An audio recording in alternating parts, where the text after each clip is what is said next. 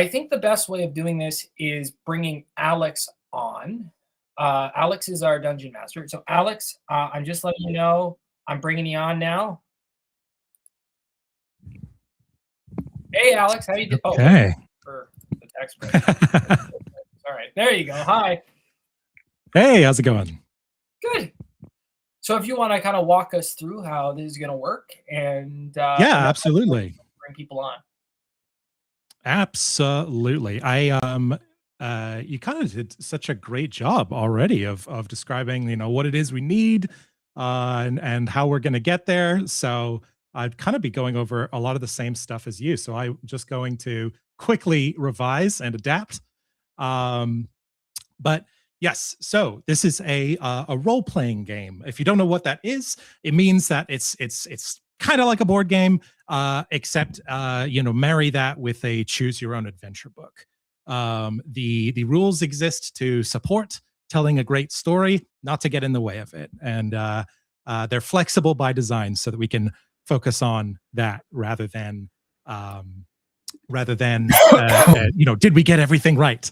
Welcome Tanille and Tony, our highlighted players for today. It's so wonderful to get to play with you both, and it's kind of weird feeling. I don't know. I might be the first person in history to run a Dungeons and Dragons game for 2 federal party leadership candidates. Pardon me, I'm a little bit sick. So everybody who's going to be joining us here, except for me, are the main characters of that story. Tony, Tanille, and the team members that have come to rally behind them. I will be everyone and everything else. The wind on the back of your hair, the person that you're trying to save, the person that you're trying to stop, a random passerby, whoever they decide to interact with, I will be whatever that is that they need in order to do so. I'll go over the mechanics in a little bit as to how this is going to work. So I think it's fun for everybody to know how to play, because I know it's been kind of advertised as a Dungeons and Dragons stream. We're actually doing something just a little bit different. That is stream themed and donation themed. So normally in one of these games, you unlock new abilities over the course of many sessions, meeting week after week, or every 2 weeks, or sometimes going on for months or years. We don't have time for that. So today we're going to do something else, because the most important thing, the thing we don't want to lose sight of, we are here to fundraise for our wonderful candidates here.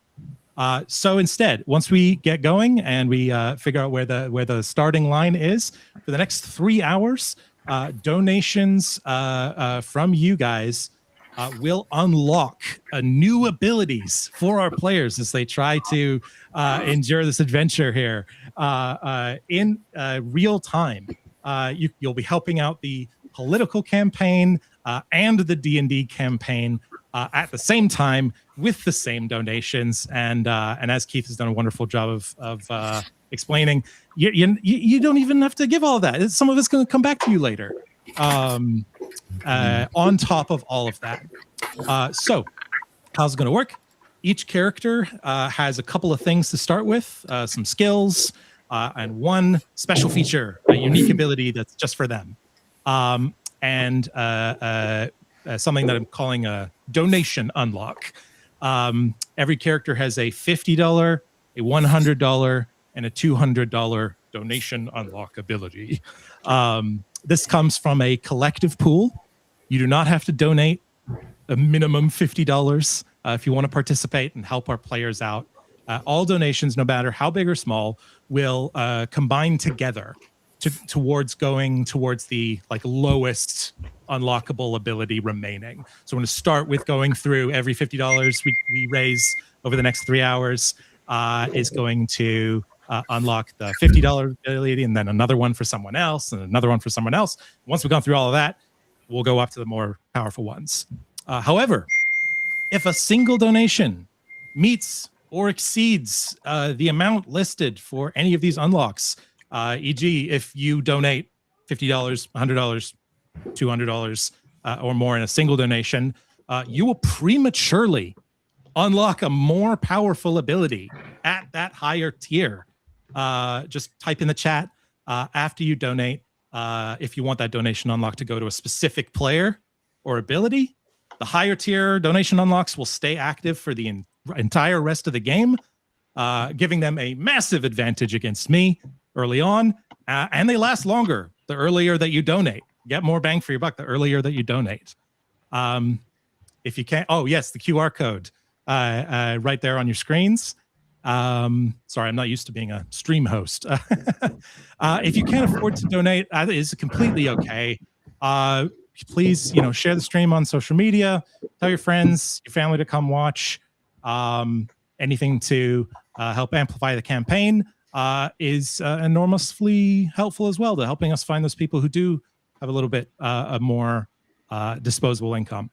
And please only do so if you can. You don't want to be, we need to fundraise for these candidates, but we know everyone's situation is different. But I do have one bonus donation challenge that I'm not sure if we'll see, but I would sure love to. And it is simply called Make Our Draws Drop. If you can get a donation that makes, we can screenshot 7 of us going like, then everybody immediately gets everything. Immediately gets all of the donation unlocks. I believe there is a legal limit. Could correct me if I'm wrong. It's like 1750. 1750 is the legal limit. Yeah, not expecting anyone to go that high. But if I'm not going to even say what it is, but if you can make us get that reaction from such a generous donation to our wonderful candidates, then I will just give it all the goodies for our players here. So now that I've been yapping long enough, let's introduce our players here and talk a bit about what we're going to be doing. We've had a little bit of chat behind the scenes about different roles and stuff people want to play, but it's not finalized yet. So we're all figuring that out as we go together. Let's start with Tanille, who we're fundraising for today primarily. Hi, Tanille. Thanks for joining. I mute myself. Hey, how's it going, folks? Excited to play your first tabletop role-playing game here tonight? Yeah, never done this before in my life. I'm also not a theater kid, so this will be super fun. My soccer team is like, you're gonna love it. It's gonna be great. So, yeah, lots of encouragement coming off the pitch to jet over here to be a part of this. So I'm super excited. Amazing. Yeah, the hardest part really is just getting people to try it because it's hard to explain. But yeah, definitely for more than just the theater kids. Everybody is welcome here. And next we have the wonderful Tony McQuail joining us today. Hello, Tony. Oh, you're muted. Sorry, Tony, that was me who muted you because your phone was going off. Let me fix that. Sorry about that. Hold on. There. Try talking. I'll quiet my phone. Am I coming through? Thanks. Sorry. That's okay. Anyway, my microphone looked like it was supposed to be working. Anyway, I like Tanille. I've never played Dungeons and Dragons before, but I do have a long history in community theater. And so we'll see how I do. I even got to play the angel in the radio show version of It's a Wonderful Life. The guy who cool. Mr. Bailey from drowning himself. So yeah, I'm looking forward to it. It'll be interesting. Oh, amazing. I'm so happy to have you here. And sorry, forgot to mention before I introduce the rest of our wonderful cast here today, we're going to take a little intermission after about 1 hour of game time. And when we come back from that, we're going to have a little chance to talk with Tony and Tanille, ask them some questions, be a little bit more heavy, some serious topics here. But I'm not a journalist, but it's rare that you get an opportunity to do something like this, so I'm taking it. Let's introduce the rest of our players here. I've lost my stream view. There we go. Thank you. Keith, you've been running the stream all day. How long have you been going at this? And how much more do you have to go?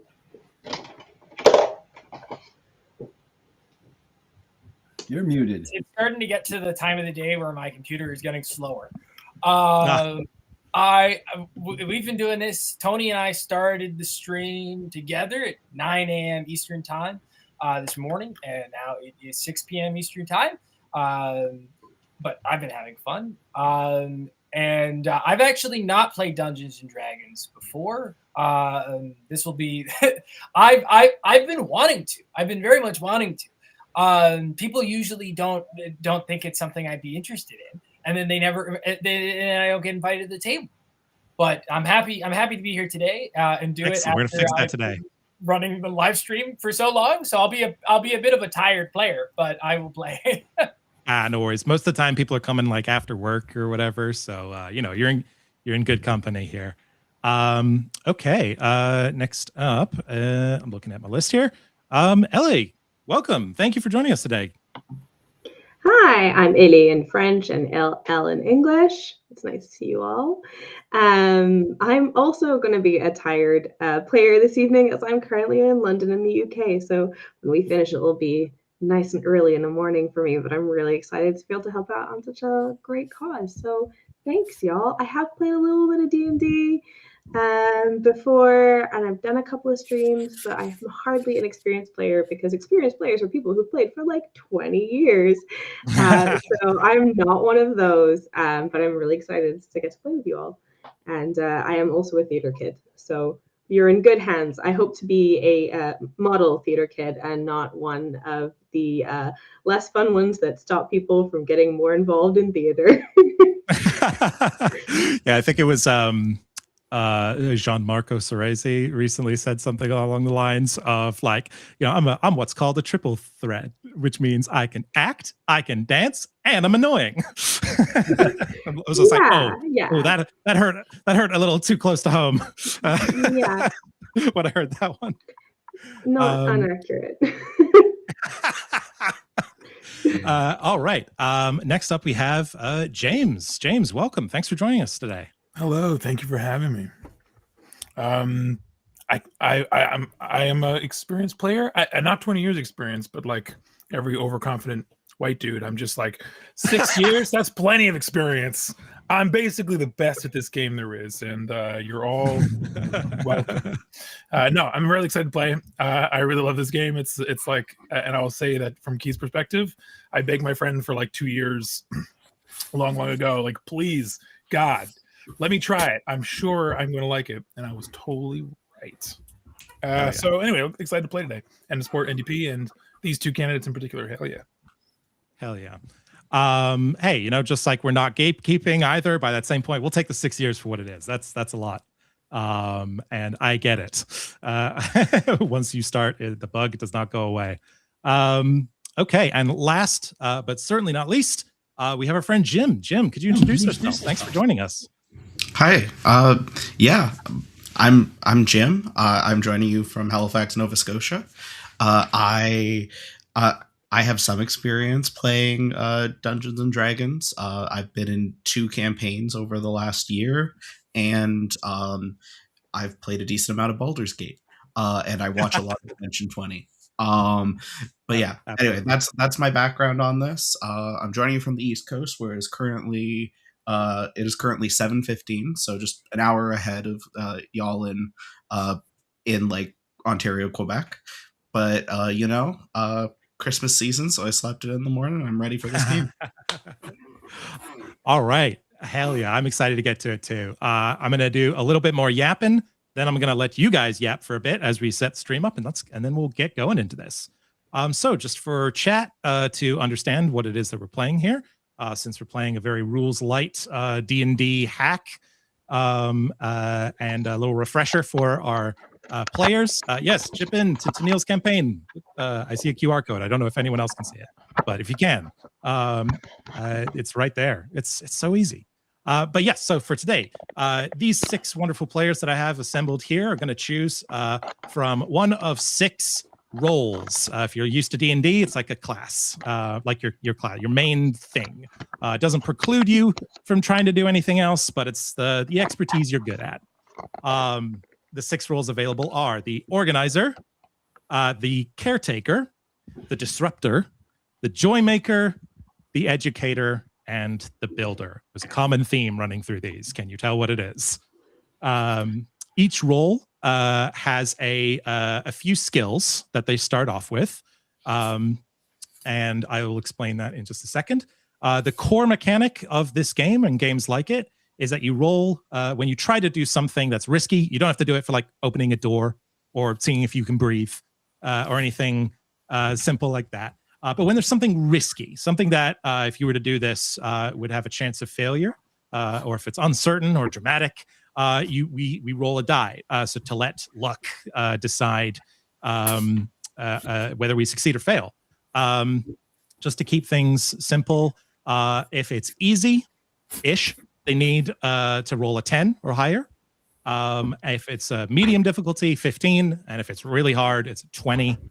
However, they will get an opportunity to try to justify, like, hey, I have this skill. I'm pretty sure it's relevant here. And you're like, hey, you know what? That does make sense now that you've justified it, or how it's applicable. And then they get to add that on top of their result. So if you're, rolling a medium thing, you're trying to get a 15, you've only rolled a 9. However, you have justified your +6 skill on top of it, then you just succeed, even though you rolled lower. So playing to your strengths is a good way to go about it, and working together to cover the areas you don't have. I will determine what happens based on what you were trying to do and how well or poorly you rolled. If you succeed at a roll by 5 or more, that is a critical success, giving you some additional benefits beyond your initial ask. If you fail by 5 or more, that will be a critical failure, imposing additional consequences beyond or setbacks beyond just not doing whatever the thing was that you were trying to do. A 20 on the die is always a critical success, and a 1 on the die is always a critical failure, even if the modifiers don't line up that way. So I've been yapping for a little bit while I get the view so that everybody can see the map here, figure out how to share my screen. Why don't you guys go around and figure out which roles you want to play and talk about your characters. They've been left deliberately vague so that you can put whatever flavor you want as to who this person is and how they do the things they do. Are they a magic caster, a professional chef, a warrior, sentient cloud, whatever? It's up to you.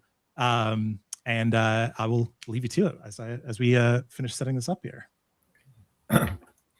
Well, I'll hop in here and say I'm hoping to be the builder. I've worked in construction. I've built barns and houses and sheds, and so I know a little bit about hammering nails and hoisting things up. But I've also been a builder in a sense with bale wire and bale twine, black wire, and welding. So I've repaired a fair bit of equipment, and I'm pretty good at figuring out why things aren't working and how we might be able to get them to function.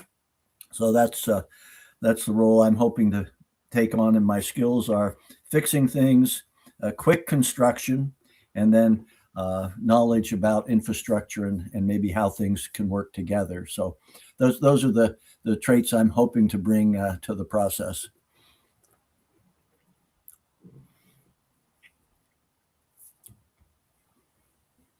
Amazing. Okay, what's everyone else thinking? I'd like to be a problem, I think. I'm playing offsuit in that way. And I would like to play a character named Barnaby who's very, very old, he should, but he's still, and he's great, but also he's not the best. And his role is disruptor, which means that he's turned to a life of crime essentially. But he's still going to do his best given the context of what's going on. It's a rough economy out there. It's a rough economy, and let's just say he made a fortune when the economy was awesome, and he wanted to prove to everyone that he could do it again from scratch a few years ago, and you can tell by how he is. It has not been going well. He's turned to a life of crime. So he's turned to crime. Yeah, he's doing crime now because it didn't quite work out the way he thought it might. But he still really believes in the bootstraps thing. So that's the character I'm going for.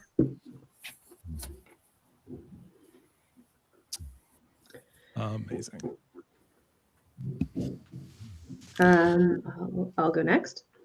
I'm gonna play Oliver Tim, joy maker, street urchin, who performs anything he can to get a buck here or there. So has learned to create joy around him as a way to get by in life and forget the fact that he's a street urchin. Aw. I love him already. Is it possible that our character knows my character already?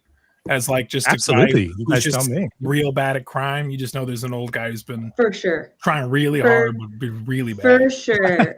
Okay. Also, like a generous guy who's really bad at crime, who is forever helping out little Oliver Tim, who is still figuring out how to do this whole street life thing.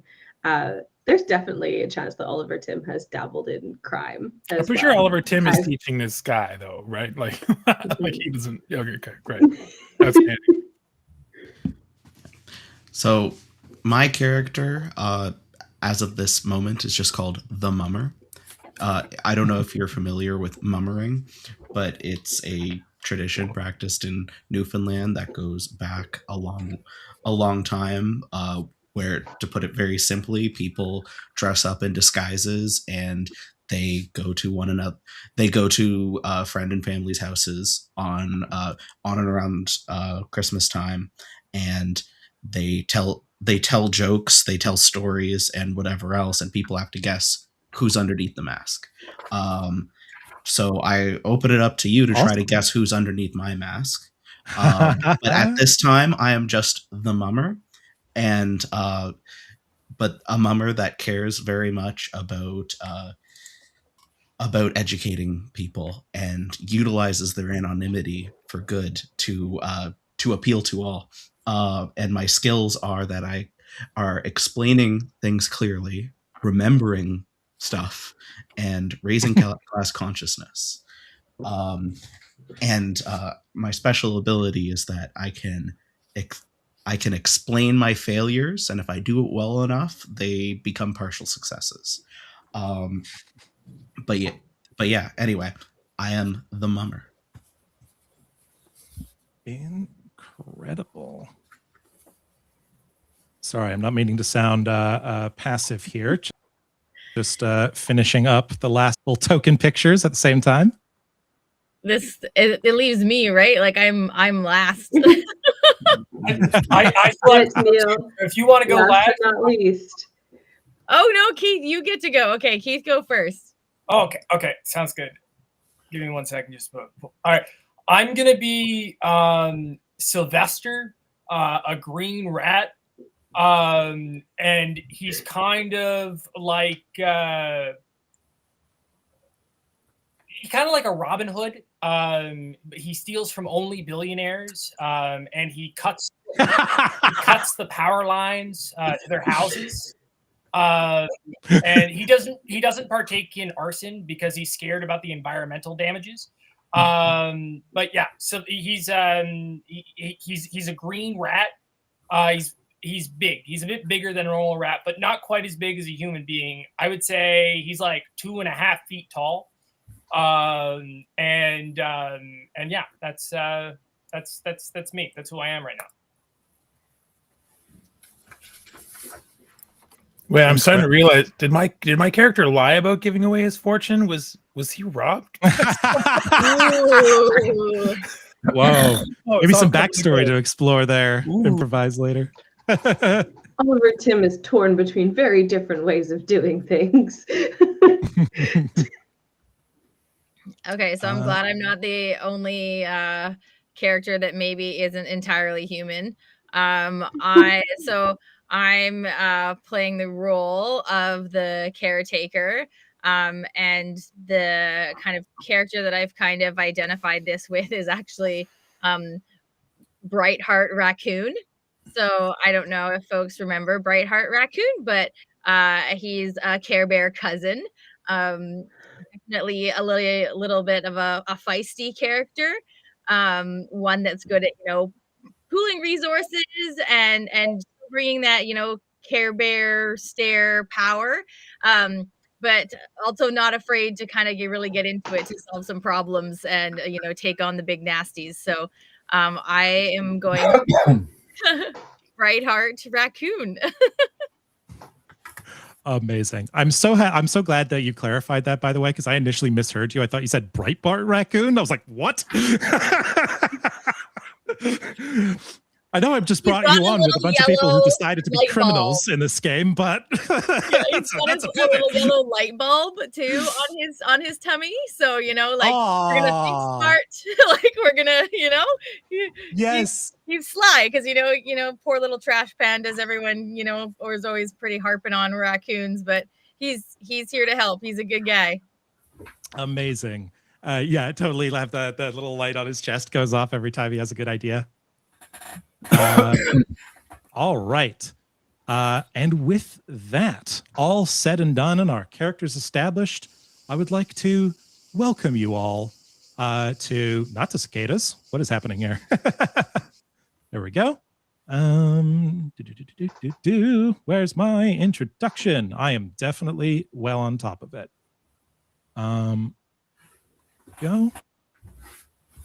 A new adventure begins as I would like to welcome you all to a world, a land known as the Feywild. Some of you might be screaming internally right now as you hear those words, but our adventure today takes place in the 4 Fey courts, each one representing a different season.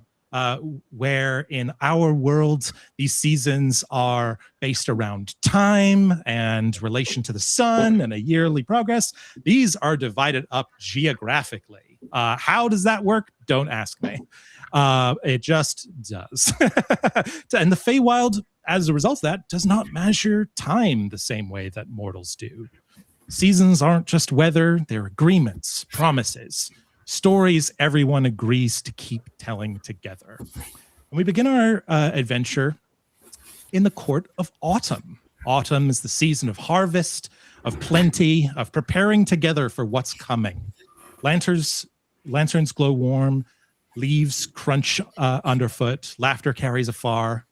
And normally, about this time, there should be where some messages would arrive from the court of winter, a natural ally of autumn. But this year, nothing.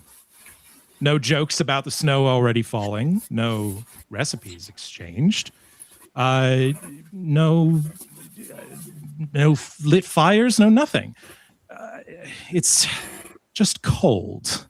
Not the honest cold of winter, but the hollow kind that comes when warmth is being taken instead of shared. And so each of you, for your own reasons, noble, selfish, curious, or completely accidental, has been summoned to the Autumn's Court's oldest train platform. Leaves tremble, the rails hum, and the destination is winter. Whatever is wrong there, it hasn't killed the seasonal yet, which means there's still time to check in on our friends and see what's happening. All aboard. Choo-choo! Yeah, as we gather on the train station platform here, there are other people who have other lines they want to get to. There's a sort of bustling all these different, some people are lost humans who've fallen in here from our world. But there's also like, a sentient, just like a bush of leaves that just keeps getting rustled and pushed around and is trying to make their way to where they need to go, but having a hard time with all these big people around. You guys would be heading towards the terminus station in the heart of winter. As we all get started here, your characters find each other. 6 volunteers have stepped up to take a look in and see what the problem is. That you are supposed to meet someone named the conductor chime whistle, a living brass automaton, and is very easily noticeable in a world full of nature and whimsy. Very stalwart and Stuart on the platform there. You can kind of also see each other making your way, all looking for. Wait, where am I supposed to go again? Oh, Mr. Barnaby, sir. Mr. Barnaby, do you have a halfpenny for the train, sir? I don't have the money to pay for the train, sir. Boy, spare a halfpenny? You know you need to speak up when you're talking to me. What did you say? You need a paper? A halfpenny, sir, for me and Tiny to get on the train. I thought this is all expenses paid. Oh, is it, sir? You have to submit receipts after. It's yeah. I don't know what the receipt is, sir, but all right. I guess I can ask someone for a receipt. When you pay for things, which I totally do all the time, they give you a piece of paper to show where you bought it from and that you paid. So I'm pretty sure we were given petty cash here somewhere. Let me just check my pockets. All right, sir. You're of a proper dizzy age, sir. Right, do you think we should find the others? I thought it was just the two of us. No, I think there are more of us gathering here, but are we looking for this steam whistle? Chime whistle, I think was what they said. That's right. But is that him over there near the entry to that one car? You're right, dimmer dammer, sir. I don't know. I've got my reading glasses on, so I can't see very well unless I take them off. That looks better. Yeah, sure enough. Why don't I speak to him? I'm used to dealing with these stuffy types. Excuse me there, sir. We're supposed to be on this train, and I believe you are running late, so we will just come on by with no piffle-paffle and make our way to our seats. Aisle F, maybe. You see that the conductor chime whistle, you can hear like gears moving inside of him, and he just sort of rotates his neck to face you as you start speaking with him. You notice, while not an organic being, so it would be difficult to you wouldn't have any sort of natural indicators of this. He still wears the face of a machine based in law and physics, living in a world of wonder and whimsy. It's a lot. As he turns towards you and says, "Papers, please." Yes, of course. Papers. Do we have papers? Yes, sir, papers wouldn't do me no good. I can't read, but I could do you a dance or a song. We've only got 4 letters deep in the alphabet. I'm working on it. You see like a light bulb of realization, similar to our character's belly here, as almost like a processor starts whirring on the inside of his head. And then he sort of clocks like, you guys. Okay. Yes. As he indicates, like almost like a bouncer kind of stepping in front of other people in line who are going like, "Oh, come on. I've been waiting here for an hour. What's going on?" As you guys are gestured through by Conductor Chime Whistle onto the carriage, making its way west to winter. And Mr. Chime Whistle, I think we're expecting some other folks as well. My understanding in the message I received was that there was going to be a team of us, and I see that these two, I think, are on the team. A little questionable in terms of age and youth, but I guess we'll figure out how to utilize their capacities. I'm sure we'll, if we can work together, I'm sure we can work it out. But I am hoping there will be some other folks arriving. So do expect them, please. I think I'm with you. I was distracted playing with the leaves. Raccoons get very excited with the leaves. So sorry, I was too late. They were whooping about, and I got distracted. Oh, another one! Thank heavens. Oh yes, I remember that raccoon from orientation. Mr. Conductor, does this train have a first class? And what is their tax bracket and the people who are in there? You see that it looks around, processing all these questions. Tony, he turns to your character, saying, just like off the cuff, he's like, child labor laws are shakier than they used to be. And turns back to answer. I forgot what the second question was. Can you repeat? Oh, it was that we were expecting other people to arrive, and we hope you would look out for them, please.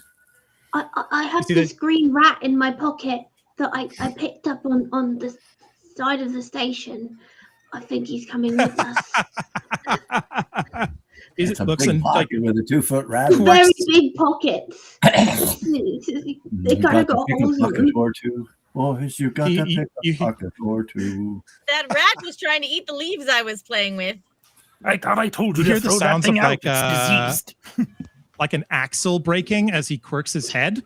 At that, it's just like, sure, this might as well happen. Is that all? Please come wait for Mr. Bramblewick so that I can leave this interaction. And like gestures each of you in. Yeah, you're brought into a very like every holiday movie, Christmas train that you've ever seen, Polar Express, all of that. It's all like very, very decorative. The set deck team, hopefully they were paid a lot for this because a lot of work has gone into this very cozy platform. All of these cliches at once. You can see snow in little bubble windows, cocoa carts. Already there are some carolers on the train who will not stop. But yeah, it is nice and cozy as you're brought on here. And the same leaf brush guy that you were bothering earlier on the platform there, it follows in after you. And like looks at the raccoon and kind of starts at first and almost a little bit in fear, just focused entirely on you, Tanille. Leaves are great to play with. They lift everybody's spirits. Oh, yes. That's true. Sometimes when I can, I take a leaf and I put it like a hat on Tiny here. And it brings me joy. That's what quite are you? Please don't I'm not take sure any. I'm I'm me.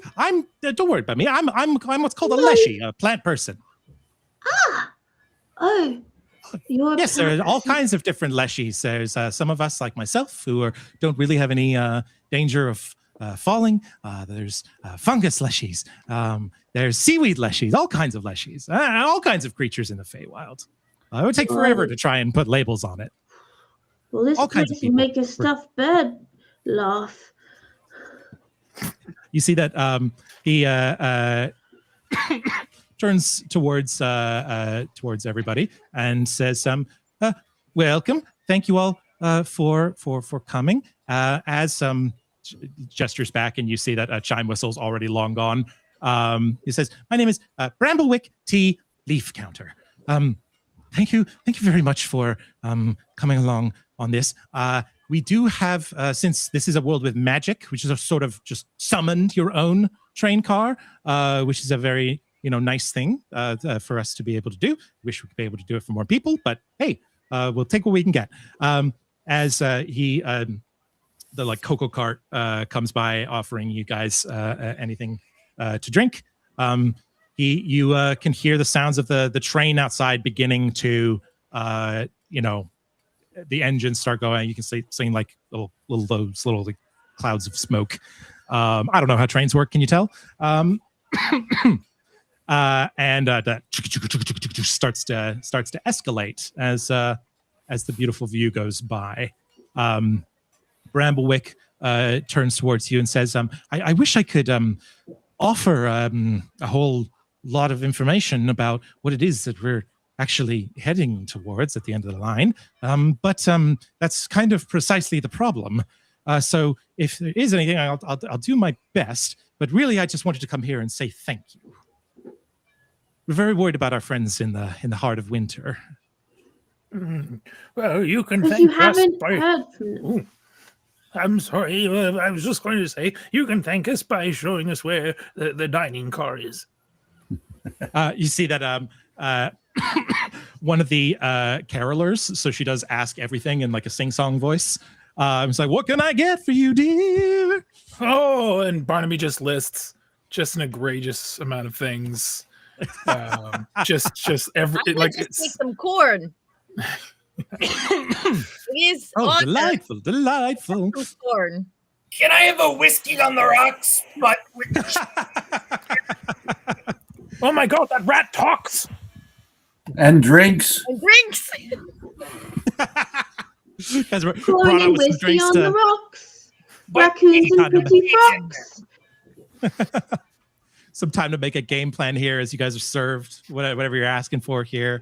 Mr. Leaf Counter sort of tapping two leaves together, not wanting to just leave if there's anything that you have anything, but also not really having anything to offer to the situation. Mm-hmm. Okay, so somebody remind me. We've got to figure out why there's no messages coming from the Winter Court, and what's not going quite right over there. Yes, that's more or less the issue. All this different courts, different seasons. We have our issues. Nothing's not perfect, and there's definitely some malicious types. But we generally don't hear nothing. It's quite alarming. It's rather unprecedented. Do you think How long will it take to get there? And how will we know when we are there? Says, it is the terminus station. So as long as you kind of get out, that bit when you kind of go into that little area, just so the train can turn around, you kind of have to wait for a while if you get stuck in there. Avoid that. But otherwise, just enjoy the view, and you can see a view which would be quite mundane for our worlds, but you can hear people in the train kind of go like, "Whoa!" As it's just like a beautiful setting sun, and you can kind of also see a wintry area not too far ahead of you. It should only take like a few hours to get there on this magic train. But the setting sun itself, with things being spread out by geography, not by time, is just such a rare and weird sight that it's generating a lot of buzz. But even at this pace, you don't think it would take too terribly long to get there. when was the last time you heard from the Winter Court? Is it possible that they've all just got the morbs and they're just not talking to anyone at the moment? Possible. I mean, there are these two little fire sprites named Flicker and Coal that like to cause problems every once in a while. But, if there was any absence from them, I wouldn't think too much about it. Probably just pulling a prank. But Elder Snowcap would never allow something like this to happen. The winter is cold and harsh and dark, but it's also about community and resilience and celebration and joy and just silence, eerie silence. It's wrong. Oh, right. speaking of which, do you think I could have a winter coat? It's not really in the, urchin uniform usually. So it'd be really nice if before we go into winter, maybe I could get a winter coat, or maybe I could snuggle up with you, my raccoon friend. That would be. I could get all cozy. Plenty of fur. So You see that? Go rats also have fur. It's You see that the Bramblewick, he's like, oh, maybe I could make something like that. He's got some like primal druidic magic, and as he, you can see like a spell starting to form and come towards you. Instead of a jacket, you start growing a winter coat of fur. It's like, there we go, one winter coat. The Feywild. Oh. That's what I'm working on here. Incredible. I started it 3 months ago. Well, if these two chaps are missing, or these folks are missing, who's to say they're not off somewhere smoking some fey leaf? I mean, nobody wants to work anymore. Not like in my day. We did lots of work, all sorts of. I sold. Well, ideally, it would be something that mundane, and if that turns out to be the case, then I suppose we'll just have to figure out where we've gone wrong. That people stop wanting to talk with us. But it's hard to know. At this point, can I get a roll from everybody to notice something in the corner of your eye? Maybe you're not necessarily looking for it. It is an easy roll, so you need a 10. And if you can justify how one of your backgrounds, your skills applies to the situation, you can get that bonus on top of it. I got a 13. I got a 14. Right. I would like to do a somersault and change my point of view so I can get a view from different angles. try to justify your I forget the name of it. A little bit of performance. Yeah, okay, sure. Sounds thinking like the Feywild. That's good. That's good. Yes. I rolled a 1. Yes. A 1. Oh no. I got a 13. Maybe 13. All right. And how did we do, James and Jim? 4. 14. Ooh. 14. Okay, so most of you catch it. I think with our natural 1 here, that maybe Tim's like rat fur coat is just like so alarming that it's like all you're focused on. Food arrived for Barnaby. I think just like his like dish on dish on dish. He's like, oh, fantastic! Forget that stuff.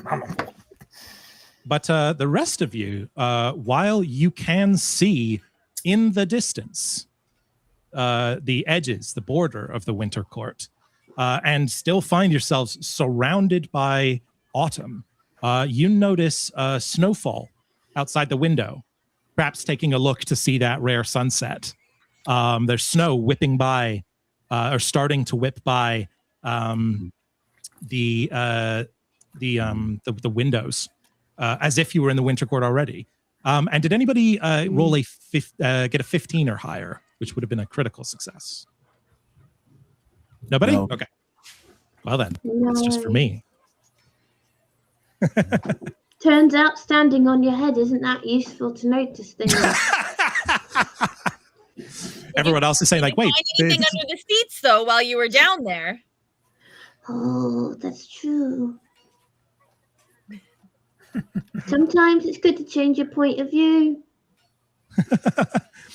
At this point, like some more time passes by, and the snow starts to get heavier. It starts to get heavier and heavier, and you can also hear like some buckling, as if like something on the roof of the train car itself had a little bit of extra weight that shouldn't be there.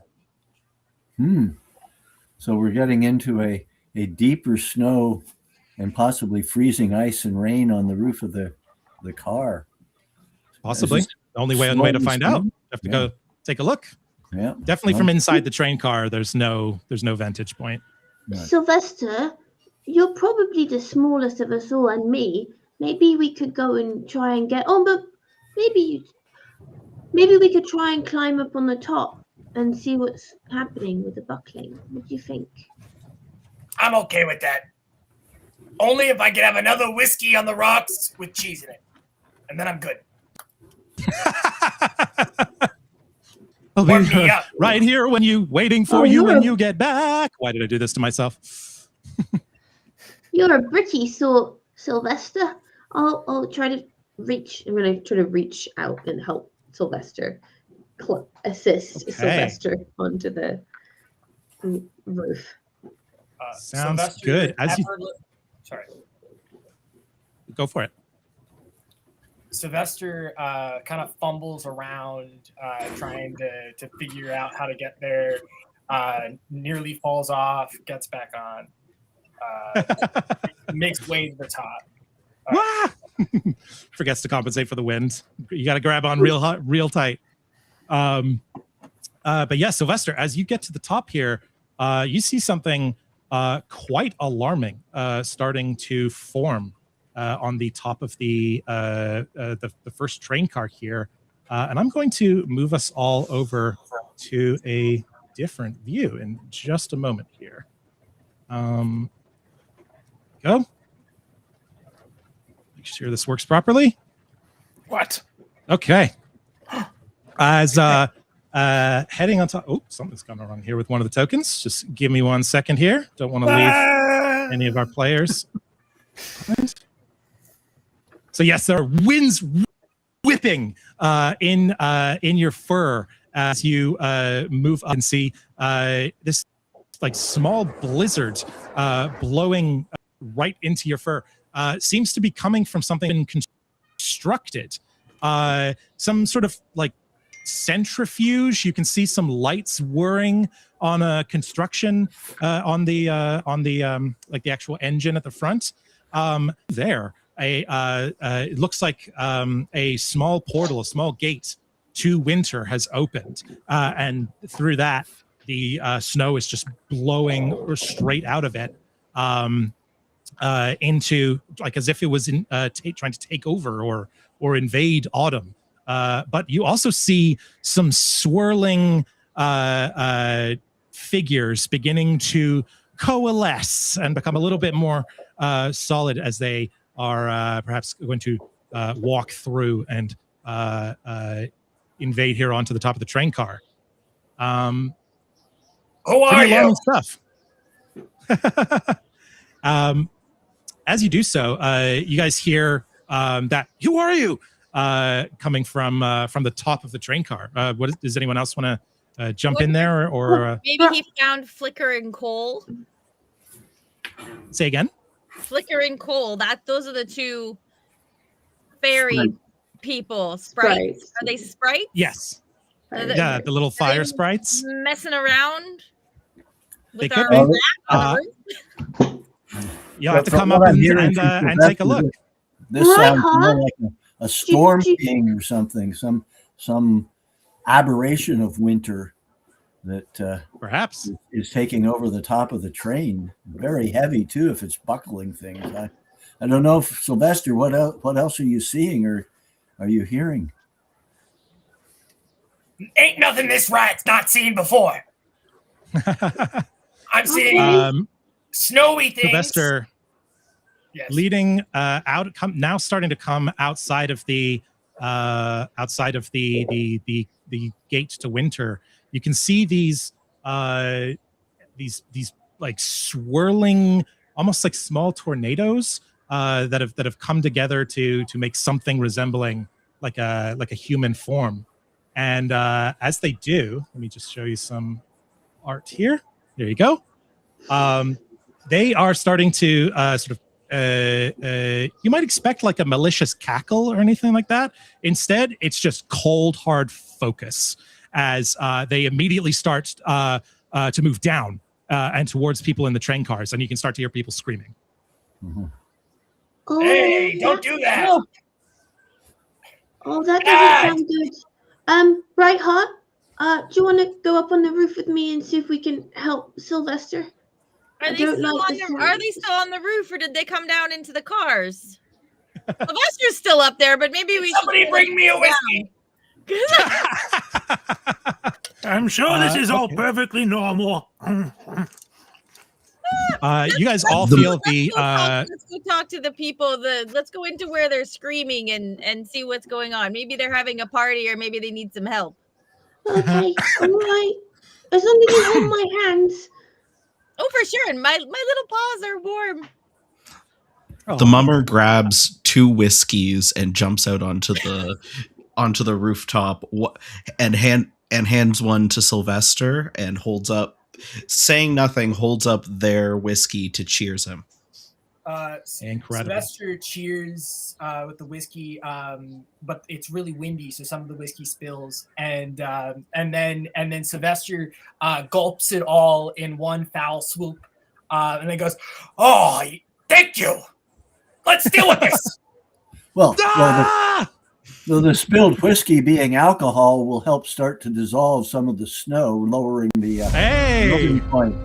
And There we go. we realize that this may be a thing, so I go to the bar and get a couple of pressurized alcohol bottles and pass them up to Okay. Sylvester. To Hold on to spray that thought upon for the, me. construct that's being constructed there of this buckling winter. Amazing.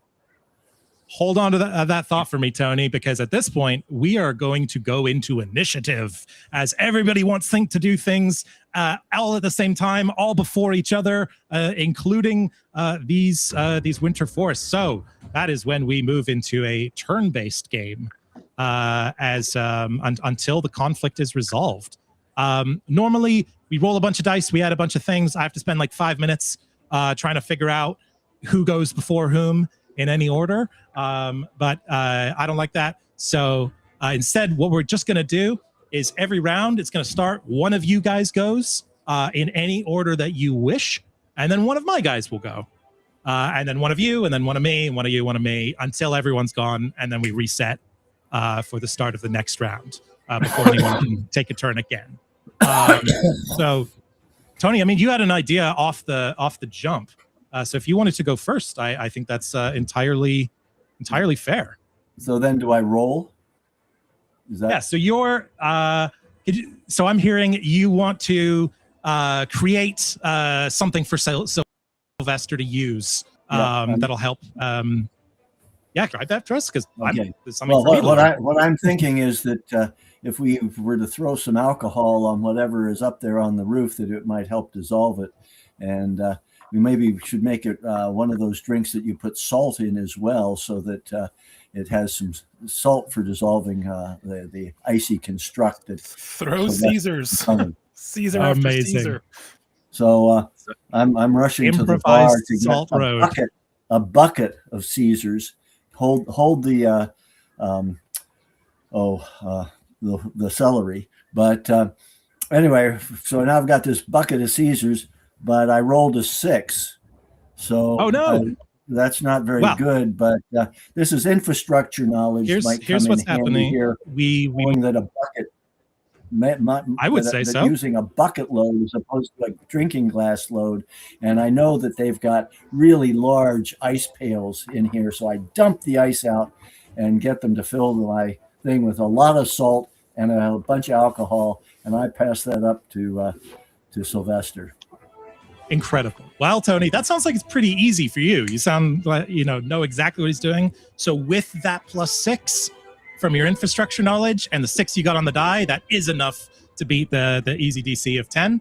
As you start whipping together all kinds of different alcohols and run up to pass it up as Sylvester, you got no idea what this concoction is made out of, but your ally here seems pretty damn confident in his creation here. You can see his hand sticking up out of the little gap there between the train cars. Sylvester picks up the big bucket. Sorry, before that, now one of my guys gets to go. So at this point, you hear as one of these elementals charges forwards, and you can hear a crash through the little bubble window, and people starting to freak out as the scuffle begins in there. So those of you who are inside the train car, you can hear that kind of on the same level that you're on. currently. But that is them. So now we'll go to. Sounds like Sylvester wanted to go. Sylvester picks up the big old bucket of mystery concoction, and then takes a sip out of it, a big old gulp, and then proceeds to. Should I roll for the throw? Yes. Yeah. Okay. So for anything that you might fail, we use the dice rolls. You justify to me the best skill or the biggest skill you can think of that you want to apply to it, and how that works. And then we'll add it on top. Biggest skill is mischief. Or when I'm an organizer. Okay. Yeah, I mean, sounds pretty mischievous. We'll say mischief. Mischief. And I rolled a 9. Okay. With is that total? That's total. Like with the bonus total? Oof. Oh. Okay. I don't wait. How much am I adding on? I've rolled, and it was a 9. Okay, so for the organizer, you have 3 skills here to start with: reading the room, diplomacy, and contingency planning. +2 and +4 and +6, respectively. How does that? I mean, it's pretty. Yeah, you know what? I think that's totally fair. It's designed and planned for immediately. I wouldn't, except Tony already did it. It was a plan as a contingency for an anticipated obstacle. So I think that's fair. It's a little tough. It is a medium difficulty challenge. And with your +6 there, you almost drop it over the side. But like scramble, your little paws, kind of grabbing at it, and then just sort of, whipping the container up front here, and it sort of spills all over the snow. The alcohol starting to dissolve part of it. I can't believe you anticipated this. You do start to see ice that maybe would have been difficult to traverse across to get to the problem site here. Starts to dissolve and melt away. It's not going to be a permanent solution, but there is a clear path. Most of the train car ahead of you, Sylvester, as you rush up and start to spill all of this. At the same time, you do see another one of these little air sprites here starts to fly up to you. You've saved them from going into the train car, but at the expense of you now being in trouble. It is going to try and use a little gust of wind to blow you off of the edge. So I need you to make a roll, Sylvester, to try to resist that. This would have been a medium difficulty. With a more stable ground, it has gone down to easy. So I rolled a 3. Or easy-ish. A 3! Oh, no! All right. The rest of you all see as... Can I use my ability to explain why that should be a partial success? Okay, well, why should it be a partial success? How did it almost work? Well, you see, I'm next to him.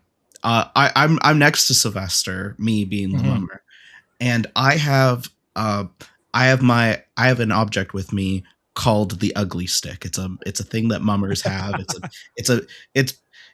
It's basically, mine in particular is a curling broom with some bottle caps on it and a variety of things. It's a musical instrument technically, but I could also use it to hold it out off the side so as to give Sylvester something to grab onto. So he may still fall off the side, but he's got some purchase, and I'm dragging him through the air. Incredible. I love that. So right as Sylvester's about to get flung and left behind as the train continues forward, you reach out, and now Sylvester, it is still not a success. It's partial success, but you're now like dangling off of the handle of a bucket. As, the rest of you can see. All right. This rat's in trouble. Are we allowed to go run and help them? Yeah, anyone who hasn't gone yet. So Tanille, sounds like you want to jump in. Brightheart, go Brightheart. I have very sticky fingers, so I can just zip out onto the side of the side cart and grab that rat's tail. Incredible. and Gonna make- rip him back into the side cart. All right. Do you want to give me a roll to grab and save him? Pass him another whiskey on the rocks. Because he lost half his on top of the. I am very Yes. scared on the side of this train, but I appreciate the sentiment of the whiskey on the rocks with cheese. Incredible. Tanille, your character runs up, and then can you make me a roll to try to save him? You got to see if you can do that. Chance you might fail. Where's my dice? Here we go. Oh gosh. 20, and then whatever applicable skill you feel you can justify. Although the caretaker, it does sound like it's in your wheelhouse. So I got Save 18. someone. Whoa. Okay. And what would that be with your modifier on top of it? So where do I what is my modifier? Where do I? So if you have your caretaker sheet up in front of you? Yeah. So I have. So the three skills that you have, you can pick one to try to say like this applies to this situation, and let me tell you how, Alex. I mean, I there's a number of them that I feel like it makes sense. The higher the better. Okay, well, I think protection and healing is good. I think he would have died if the poor rat had lost his little fingers off that bucket, and it was so cold up there that the bucket handle could have froze, and he could have very easily been forced to let go with his freezing little hands. So I feel like he would definitely protection, and the healing part is, although contrary to actual public policy around alcohol consumption, it will warm his body and soothe his heart from how over anxious he probably was about his near-death experience. Excellent. Yes, he is an anthropomorphic rat, so the rules sort of I've had near-death experiences. Good to keep these things in mind. All right, Tanille, I'm going to say. So with your modifier there and your really high rolls, so you don't just do what you were trying to do. You get to do something extra. So I'm going to say that you can throw him wherever you want, anywhere on the map. Do you want him to go in another train car? I can do what? Oh, I want to go to another train car? Bonus. You get a bonus. So do you want him to, if you want him to have a little extra boon, you tell me. Do you want to throw him closer to the problem? Natural, caregiving instinct wants to go, light up the room with warmth where those people were screaming and sounded really scared. We need to go offer them some warmth and some healing and say, hey, what's up? Why are people screaming? Okay. So Sylvester, I'm assuming this quick to be tossed forward. Sylvester consents. Right, you guys share the little quick nod off the side of the train car, and then you just aim towards a window, towards a little side view, and just whip him in there through the broken glass, and now he's in position to start protecting people. Sylvester, as you crash in here, fully, fresh, warm feeling in your tummy and whiskeyed up, you can see this air guardian in front of you as just sort of almost mindlessly just taking over the space and everyone in it and everyone who was here before. And people reacting to that with harm. It's not your turn yet, but something to keep in mind. And with it now being their turn again, another one of these guys moves in and joins in the car there, making the situation worse, which leaves us with 3 more players to go.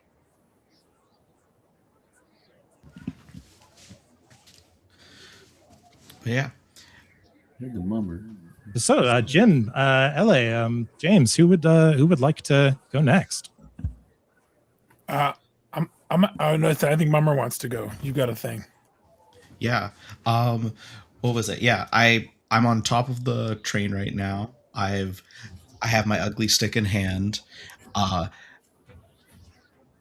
And I'm going to finish the whiskey that I was sharing with Sylvester.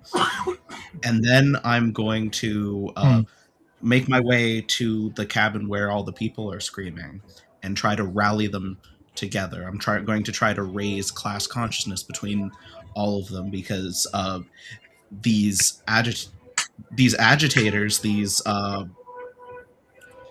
spirits, I forget what they're called, are affecting their livelihood, and so I'm going to try to build some communal identity between all of them, and Hell yeah. unite us against the spirits. All right, let's see a roll for it as you run and crash into the other train car and try to take charge of the situation. I rolled a From behind the 7. mask. I rolled a Okay. 7 plus 6, so that makes 13. 13. Okay, it's not a amazing success, but people are panicking. It's pretty easy to get them to work together against something else when they're immediately being attacked. So it is a success, but it's not a critical success. So you do see it's more like the thing to overcome here is like there's some people working together. There are a lot of others who are just scared, and like it's hard to step up in a situation like this. But you do rally some people together, and that will confer. I'm going to say that the next round of attempts to sort of rebuke these guys in the train car, everybody will get to roll twice and take the higher result. As you've made it easier for them to do so. The last of these little air guardians is going to move forward, in fact, and I'm going to say it's really all it can do at this point, given how long it has to travel. But it does seem to be interested in the group that are getting in the way of their plans and creating all kinds of shenanigans in the middle car there. So that's what that guy does. And I think I've just been alerted about a generous donation here. Sorry, I've been forgetting to say that. Yeah, you guys, there's more abilities that these guys can have from Zachary, Carol, and Finn. Thank you very much. Okay, I've just been told we've got enough for everyone to unlock your first your $50 donation unlock ability. That's it. Incredible. Thank you so much to those who have donated here. So just a quick little break in the action. Some of these are fun, and I want to incentivize people to unlock some more of these. What did everyone just get as a result of locking in for this experience here? You want just to read out what it says? Yeah. So yeah. It says sharing the burden. When rolling to resist the same effect, you may downgrade your result by 1 step to upgrade the result of 3 allies by 1 step. Amazing. Okay. And I can cobble together a patchwork solution that won't be lovely, but it'll quickly fix or reinforce something that we need to do, and fix it for as long as it matters before it falls apart again. That's perfect. A quick fix. I have shared camaraderie. When you and an ally succeed at a shared task, upgrade both of your successes to a critical success. Teamwork makes the dream work. Yeah. Yeah. I have a teach in where each player gains a new skill. I don't know exactly how that works. Oh, right. Yes, that's very important. So everybody gets a new skill. It's worth +2, and it is whatever you want it to be. You just write something down. In fact, I think that might actually be fun if we keep it secret. Okay.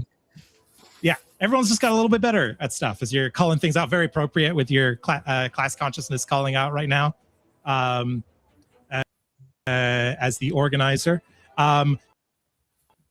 This is a special one that if we continue to get, we can upgrade these as well. So next time you get a +4, +6, and then back to +2, and so on. Guys, please donate to the campaign using the link below. We've got some even more broken and busted abilities for these guys. If we can get there, which will help the political and the D&D campaign simultaneously. And with that, let's resume the action as we have 2 characters left to go. There's no more of the bad guys, so it's both of you together. Besides me. Sorry, I just got some weird sounds here. Trying to figure out what that is. Anyway, all right. I think Barnaby this whole time has just been eating, and didn't necessarily that everyone left. He's like the kind of person like in turbulence. He like sleeps through the turbulence, so he definitely is like looking out the window, going, "Oh." And then there's that talking raccoon. Oliver, are you looking at? Oh, where he finally notices everyone is gone, and goes, damn. So he tries to go where the most noise is coming from. So there's some action happening on top of the cars, and there's some action happening in the cars. Is that correct? Yeah, there's some action happening in both right now.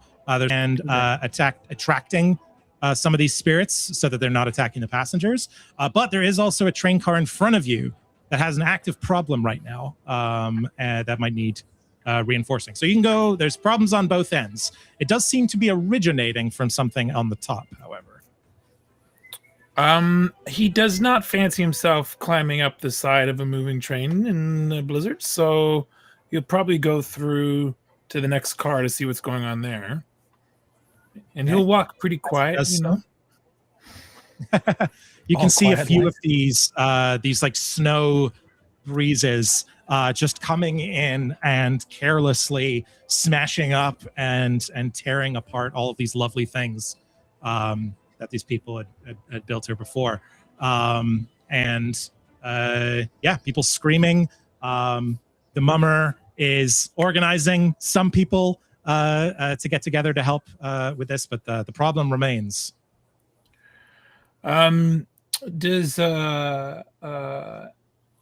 Sorry, these are like snow air creatures that are just causing havoc, essentially? Imagine yes. They're like little bits of snow in a snowstorm that have coalesced into a vaguely humanoid form.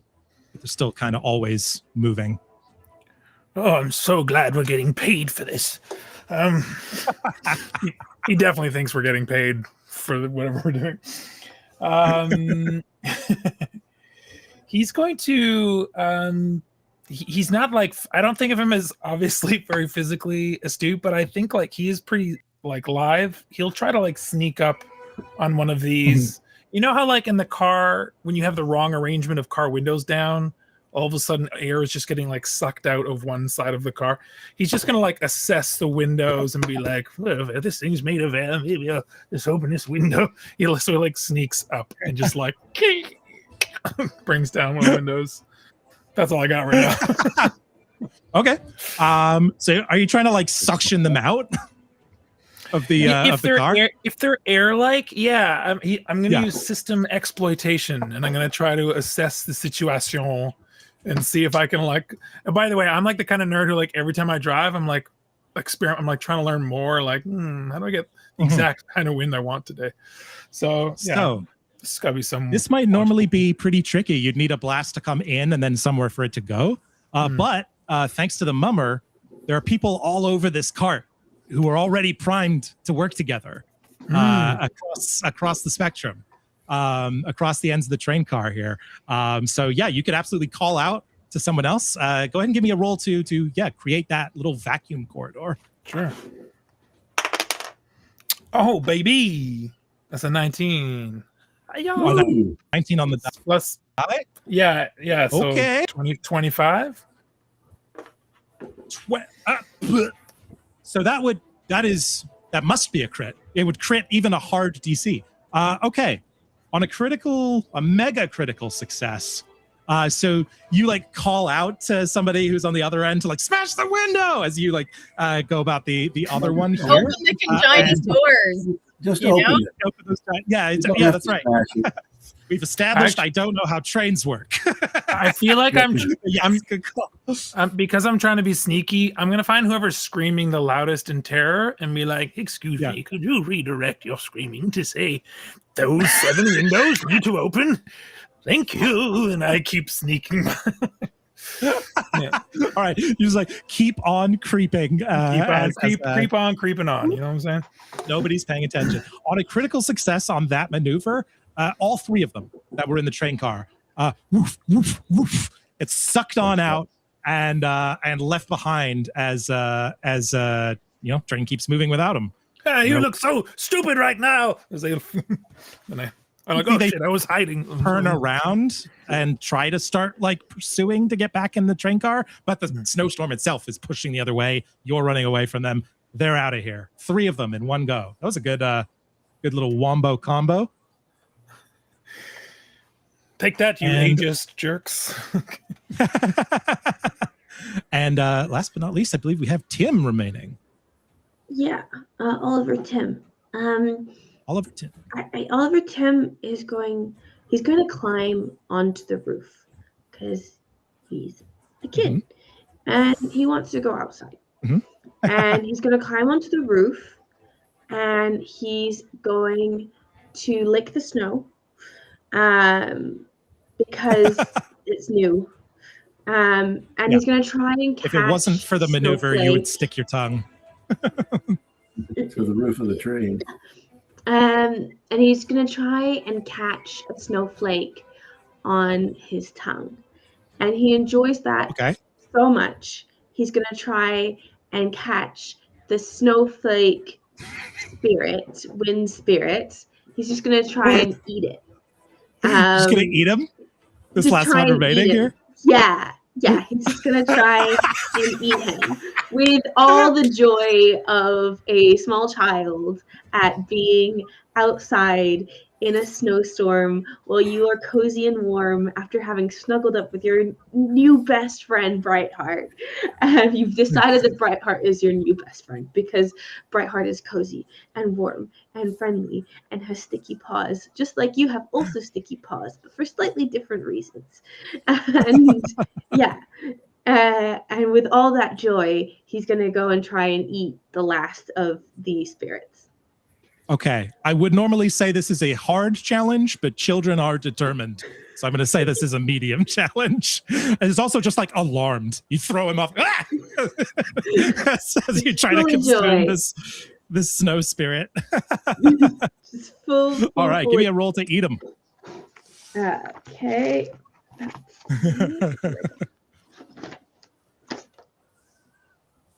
That's a 15 plus 6 if I can use my joy as power and making that a 21. I see what you're going for there.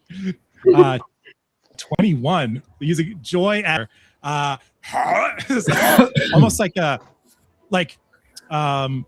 from your perspective, you look like a cute little joyous wonderful child.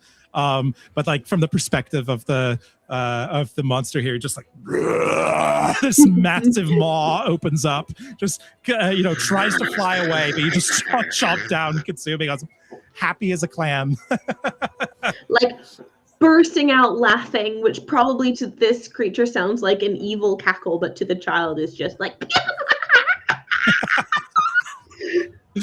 oh my goodness. I'm gonna have nightmares tonight. But you have efficiently in one round gotten rid of all of these little nature spirits. However, it is the end of the round, at which point who is on top of the train car right now?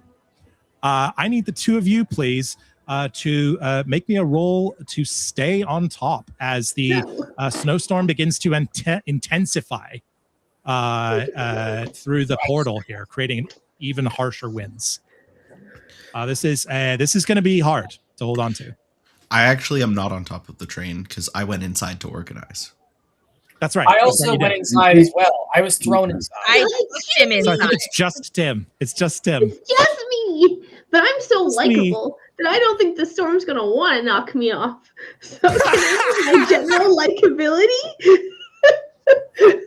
So I got bad news.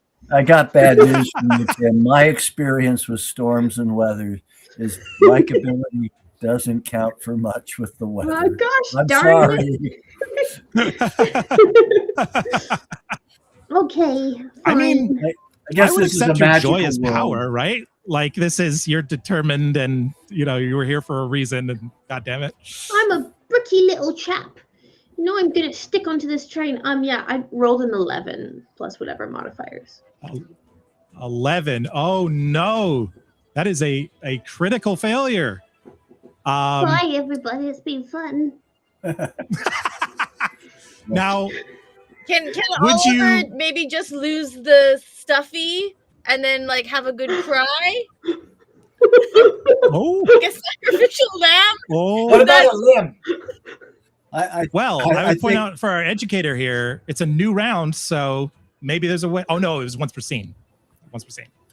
Well, Sorry, what were you saying, Tony? I was saying, I think if Oliver is being pushed back by the wind, I mean, train cars have gaps between them. So you may be sliding along. This is going to hurt. But then drop off onto the ladder that would have taken you up to the roof. So Oliver is off the roof, but maybe not off the train. I'm going to one up you here and say you're not only Oliver Tim knocked backwards, you start tumbling, dung, da, dung, da, dung, da, dung, da, dung. And as you are about to fall off the train car, you get onto the train car that hasn't been de-iced.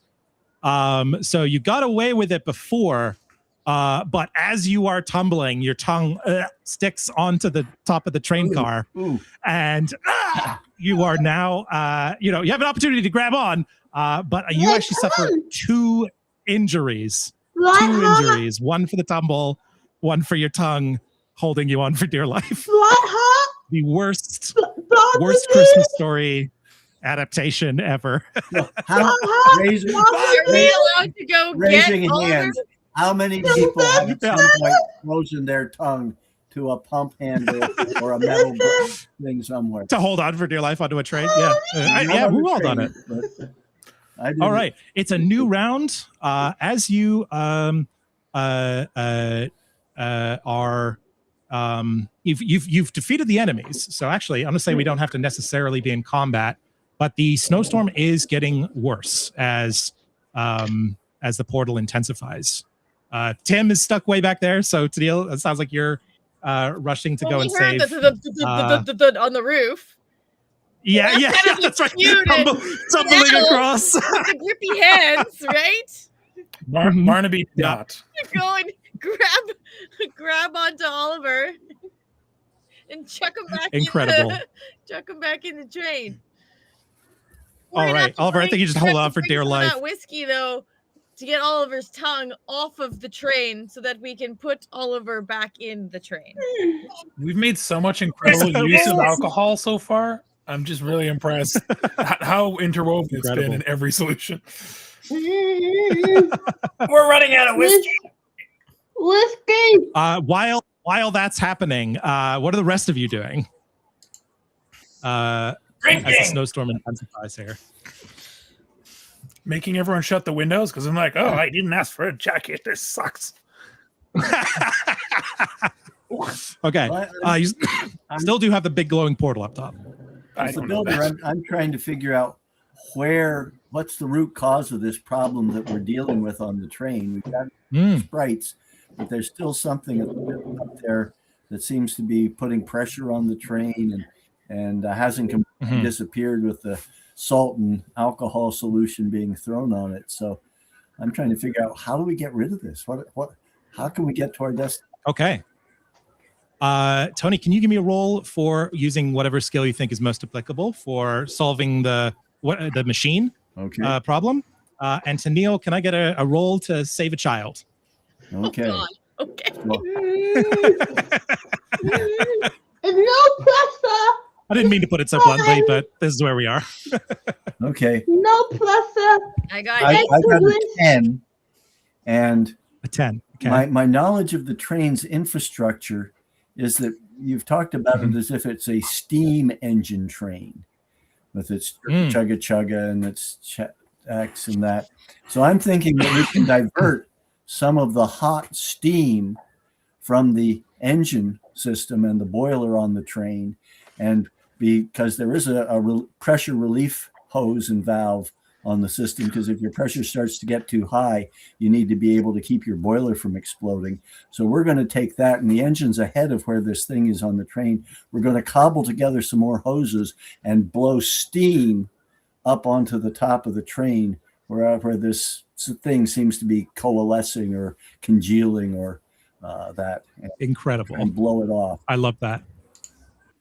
So that uses sort of buying a window to get in there and approach the problem. Your bonus. Yeah. Yeah. Well, it's a 16. I rolled a 10, and that's an infrastructure knowledge of the design of the steam engine.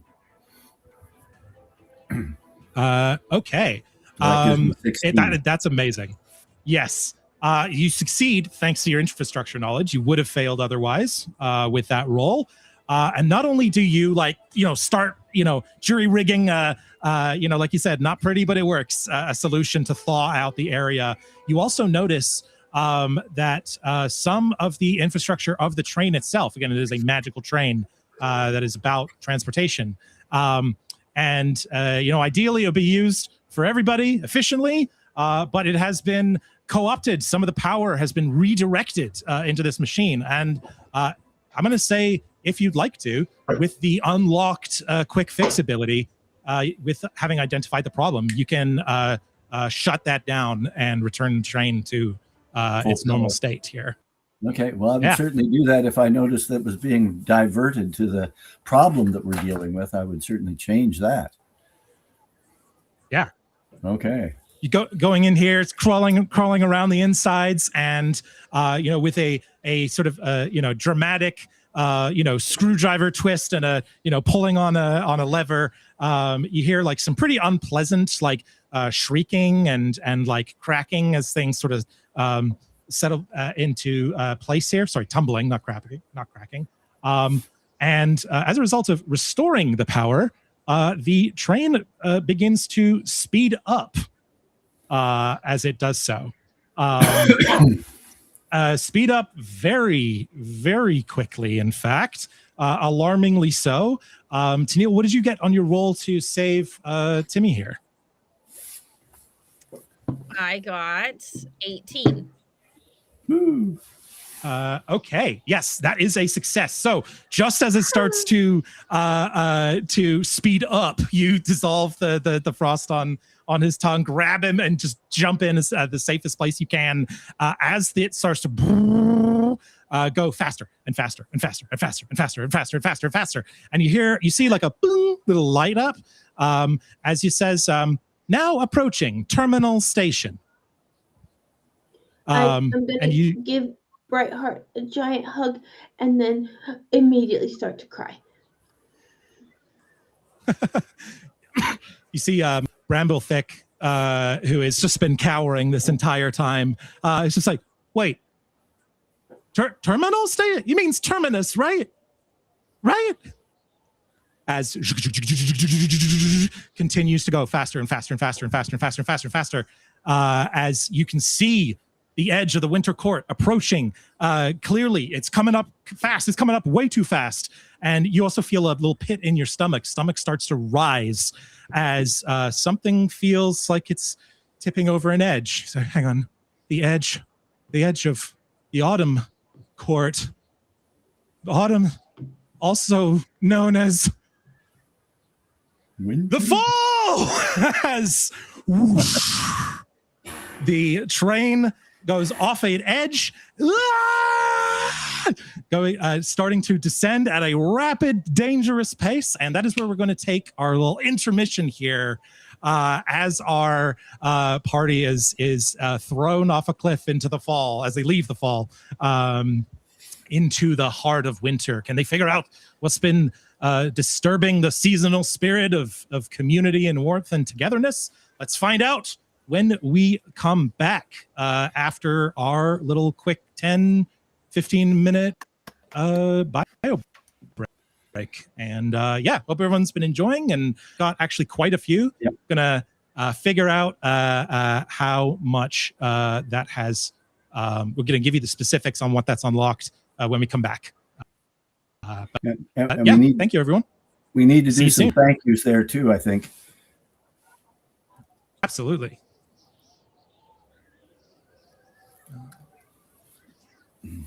right. Yeah, let's let's take a quick.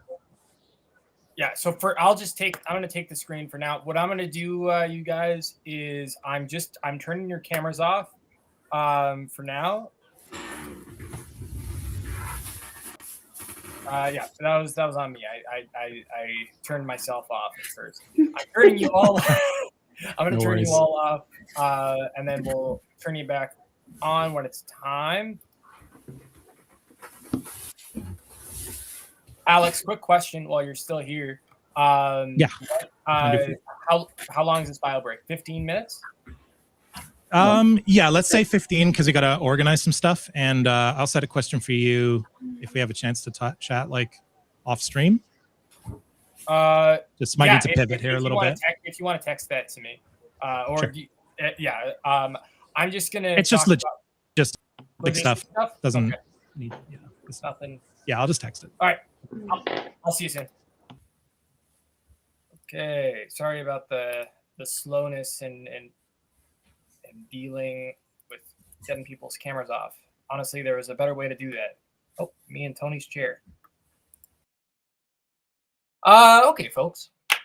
So I'm gonna do a little fundraising ask briefly, and then I'm gonna pop up just a quick countdown because I would like to fill myself up with coffee, even though it is 7:37. You'll have noticed that down here, in the ticker here, I've updated it with some additional slots. So you'll see that my friend Josh is coming back. He's going to do song requests. I actually just said music, but it is going to be song requests. That's going to happen at 10 p.m. That'll be after Tanille's Q&A, which will follow the Dungeons and Dragons session. And then you're going to see here 11 p.m. We're going to do GeoGuessr with old Keith. And then at midnight Eastern time, we're going to do a chat with Mason Matu. And a Scribblio game, which is kind of like Pictionary, if you don't know what it is. But in the meanwhile, I want to talk about fundraising briefly. So we're here to raise money for Tanille and for Tony. But it's more than that. There is an entry fee that we need to raise. It's $100K. It is a bit steep when it comes, considering that it's for the NDP, a party for workers and for the working class. But we want to make sure that this tall entry fee doesn't prevent working class folks like Tony and Tanille from actually entering the race. So that's why we're here today. So if you have the capacity, there's two things I'd like you to do. First, if you have the capacity to donate, that's always very much encouraged. Here, I'll show this QR code. If you scan this, this will bring you right to Tanille's donation page. You'll notice that we've been prioritizing Tanille a lot. The reason for that is Tanille is now $9,745 away from reaching the next installment she'll need December 30th. December 30th is another installment, so that's $33K once you factor in the 25% administration fee taken off of every donation. Tony's about $20K away. Right now, we're at risk of both of them not making the next installment. And Tony's view is if only one of them can make the next installment, he'd like it to be Tanille. He does not want them to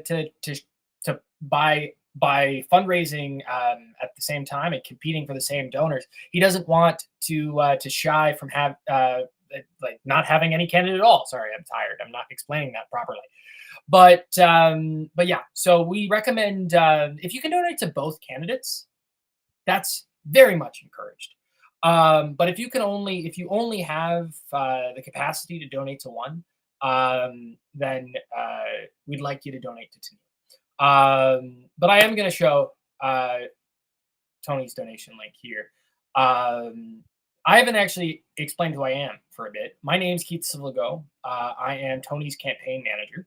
And I've been organizing in NDP circles for a couple years. I stumbled upon Tony's newsletter, which I was a part of in the early days of the campaign. When I found out he officially became a candidate, I called him up, and from that point, that's how it started. I like Tony a lot, and I like Tanille. I like these two candidates because for own part, they reflect a lot of what I would like to see. I love collaborative politics. I like politics where people are not afraid to work together. And that's exactly what Tony and Tanille are. I want to show you another thing. I want to show you the donation tax credits. You might not know. We have a generous political tax credit in Canada for federal political donations. And this is the chart that explains it best. So for donations 400 and under, you're getting 75% back for what you give come tax time. So let's say you give $100. That only ends up being $25 out of your pocket because you're getting 75 bucks back come tax season when you're filing your taxes. So pretty good deal. Once you're over 400, there is still a tax credit. It starts to lower the more you give. That's why I have the chart, so you can look and see what works best for you. But also, this can be a bit daunting because the lowest number is 100. If you can only donate $50, if you can only donate $25, if you can only donate $15, $10, $5, you get it. Whatever you can make, whatever you can do, goes a long way. Every dollar counts to get Tanille across the line. And it's unfortunate that that this entry fee exists, because if the entry fee was the entry fee that was in the last leadership race, which was under Jagmeet, which was only $30,000, and now it's $100,000 this time. Tanille and Tony would have already raised that entry fee and then some, because both of them are always because there's other installments that had to be made and donated, so and given and paid to the party. So we're halfway there in terms of the overall entry fee. But yeah, so I gotta go to the bathroom. Didn't need to share that with you, but I believe in transparency. And so do Tony and Tanille, which is why you should support them. So we're going to get back to the Dungeons and Dragons shortly. I'm going to put a countdown up. It's going to be a little awkward because you're just going to have to see me set it up. So bear with me. But yeah, one more thing. This live stream will be going on for quite a while past its intention. I am the main person running the stream. I am going to keep it running until I'm too tired and need to go to bed. And I can sleep in tomorrow. I do work tomorrow, but I don't start work till 3 p.m. So I'm willing to take this later into the night if needed. But if you would, I've been at this since 9 a.m. If you would like to help me out getting some sleep, let me show you a way you can you can help me out. You can donate to Tanille, because I would like to go to bed tonight knowing that Tanille is in this thing. That's what I would like. That is what I would like for Christmas. That is my Christmas wish.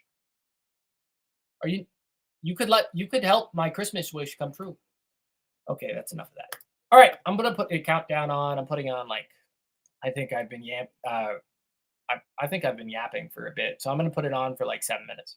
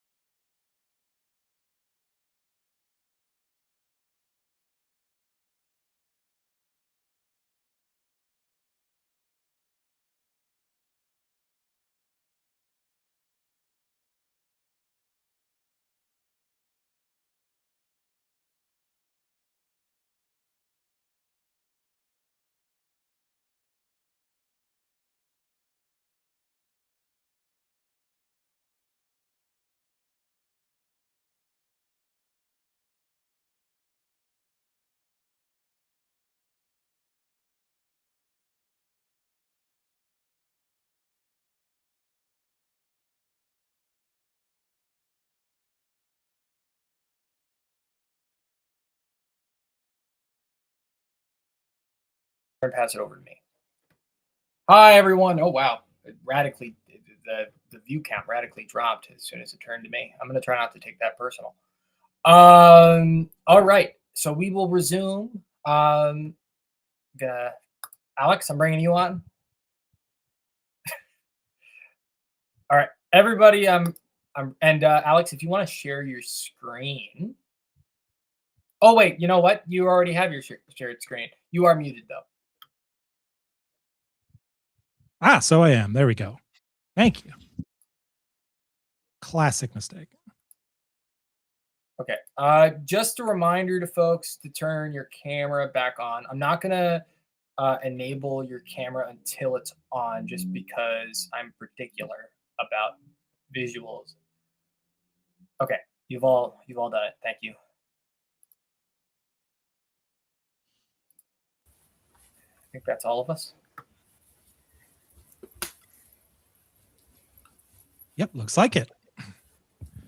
Okay. Welcome back, everybody, to our donation fundraising D&D like hack stream game. Hope everyone's having fun, having a good time. We've got some pretty substantial donations to report on. It's hard to even track at this point where we're at. JJ, when you have a second, could I get what the number is now? Because I don't want to give the old information.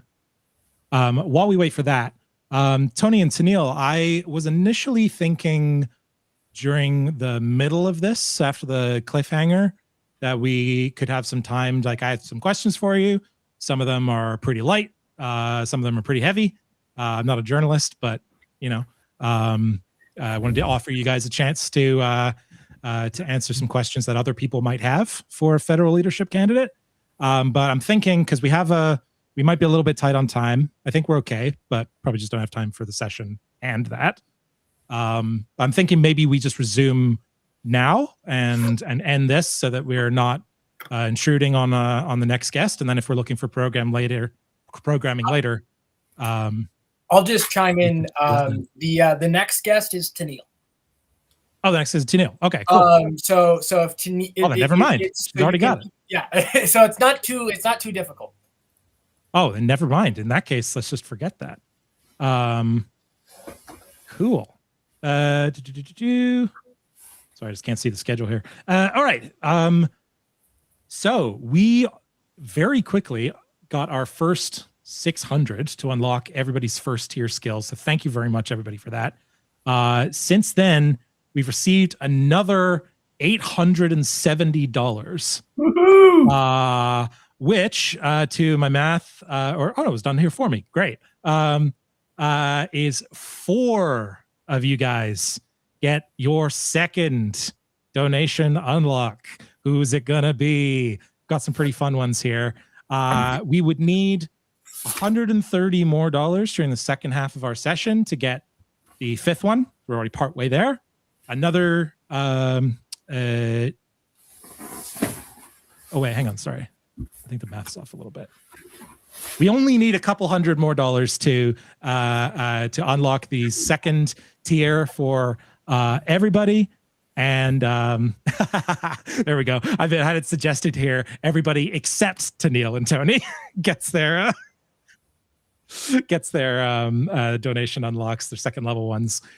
So yeah, come on, let's fundraise to get Tanille and Tony over the line tonight in more ways than one. And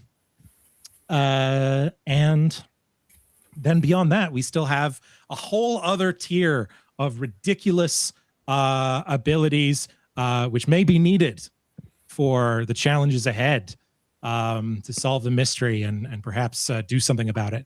One of them, with everybody's agreement and support from you, allows one of the players to take over as the GM. Pretty powerful ability. And there's some others that are equally ridiculous and broken, and they could use your help. So yeah, enough of that. Should not give me the child that power. I'm just saying. I will do whatever I have to get Tanille across the line tonight. Here we go. But yeah, thank you so much to everybody who's already donated. And if you're able to give some more or share with people in your life who might be interested in this kind of thing, or who might just be interested in messing with me and helping these guys out, please let's get them over the line tonight. But with that, when we last left our heroes here, they were plummeting to their doom as at the edge of autumn, a season also known as the fall. This has been taken quite literally at the terminal station. It's in slow motion. Pits of your stomach rise. People in the train cars freaking out. So many stops blew by as the train was doing its best Spider-Man 2 impression. But now in the bullet time moments, as you are starting to fall and collect yourselves, what is it that you would like to do to try to save the situation? Scrambling. I believe everybody made it back in the car before it fell off. I never left. Never left. All right. Yes, there is a ticking clock in this slow-mo space-time as you have crossed the border from autumn into winter. The train's power has been restored, but even so, it continues to plummet towards the depths below. Okay, well, I can create something quickly from junk around us. And so I rush into the bar, get all the trays that they have, and fabricate a series of glider wings, and actually now take off, leave the rails, and sail much more gently and slowly forward, because we have this forward momentum of the train, but now we've got a little air under our wings, as it were, and we can sail on without having a crash at the bottom. I'd like to help Tony the Builder by just gently singing, Tony the Builder, can he fix it? Tony the Builder. Yes, he can. Joins in. Tony the Builder, can he build it? Can I have another glass of whiskey? Yeah. So Okay. I'm gonna help you cut out in a little bit, Tony. All right. Roll to do And yes, so it sounds like you had your there. We kind of lost you a little bit in the middle. Your screen froze, but I think I got the gist of what you were saying. Okay. Go. Is it possible for us to yes. turn off the background music? I think it's just interrupting with some of the people's Oh, audio. absolutely. Absolutely. I don't normally broadcast my games, so I apologize if it's been disturbed. But yeah, we can cut that out. Okay, so yeah, Tony, you were wanting to like retrofit the train into a glider? Yep. Yes, using a bunch of the aluminum trays from the bar area that glasses and things. So we're poking them out the sides of the train, wiring them on, and we now can glide to a softer landing. And the momentum is carrying us on toward the terminus. Okay, that is a ambitious task, but so it is going to be hard. That is for sure. But it did sound like we had some assistance coming in here. Yep. That might assist with that. So I am happy to report that honestly, I got a roll of 19. Wow. Okay. Incredible. This is a you know what? I'm actually just going to cede narrative control here and just I would put you on the spot a little bit, Tony, here. Okay. But could you describe for us what everyone sees as this somehow critically succeeds? This is also a +4 for quick construction. So yes. we have these wings of these aluminum trays, we've jammed them into the windows. So we've lowered the window a little bit and then jammed the window up against it to hold it there. And this is a magical territory, right? So I don't have to have too many props and stuff, but the wings are being held in place by the windows being jammed up tight against them, sticking out of both sides, 2 sets of trays on each car. So they're being supported. And it just gives us enough lift, given the fierceness of the winds we're going into, to keep the train from crashing at the bottom, but actually having a little lift off as it goes forward. I love that so much. That's wonderful. Okay, so quickly, and you're gonna need a lot of help here, but the organized thing has already happened, so you can mobilize some support, passing these things out, telling people how to get it done. So all these trays start sticking out there, people casting spells to fuse them quickly and help you to enlarge them, but all while tumbling in a train car. But it does start to, pull up from the nosedive. As it does so, can I please get a roll just to hang on or to dive to safety as it does come to a level landing, but sort of much like a plane having to do an emergency landing. It is certainly not the most stable. A rough landing ahead. Can I just say that Barnaby, after taking care of the windows, was like, "Oh, that young lad with the Caesars probably got this," and he actually sits down and I was literally thinking this whole time, he just sits down and buckles and then waits for the ride to be done. Yep. Hey, it's safety first. Safety first. I would say you could roll twice and take the higher one. There is no way the child decides to put a seatbelt on. Realistically, having tried to get children into car seats and various other things before, there's no way. So it's more like running down the aisles, going, "Oi, all right, this is a nanty knocking. Oh, what a great time! Oh, fabulous!" And I rolled a 3. Roll the 3. Okay. Okay, so that is bad. That is a critical failure. However, at this point, you guys have fun abilities now, so there may be something someone can do about it. I'll remind you that Timmy has taken 2 injuries already, and there is a threshold of 3. So if he goes 3 and then 1 more, that is a problem here. I unhelpfully just go, "Hey, stop that." That's it. Stop meddling kids. All right. Timmy might be going for a second tumble here. All right. How did everybody else do? I rolled a 16. Nice. With any skills added to it, or is that just the die roll? I'm going to say that I remember that seatbelts are important. I consulted at some point in the past the motor vehicle manual, and it said to wear your seatbelt, and so I do apply my seatbelt and use my memory of the importance of such to add a plus. See Barnaby do it, like top right. Yeah, yes, plus 4 onto the 20. Yeah, so all right, you would have succeeded anyway, but that turns it into a crit. Yep. Fantastic.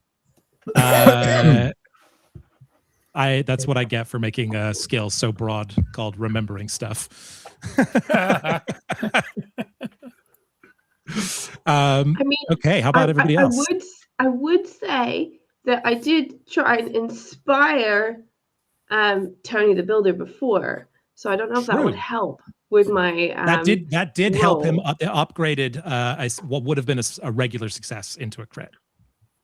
So if I can use that on my lovely little don't die roll, that would be a 7 instead of a 3, which is still a failure. Still a failure. But a little bit higher. Yes, it is. A little closer to only being a failure instead of a critical failure. Look, I'm just a kid, man. Like, skills doing your levels.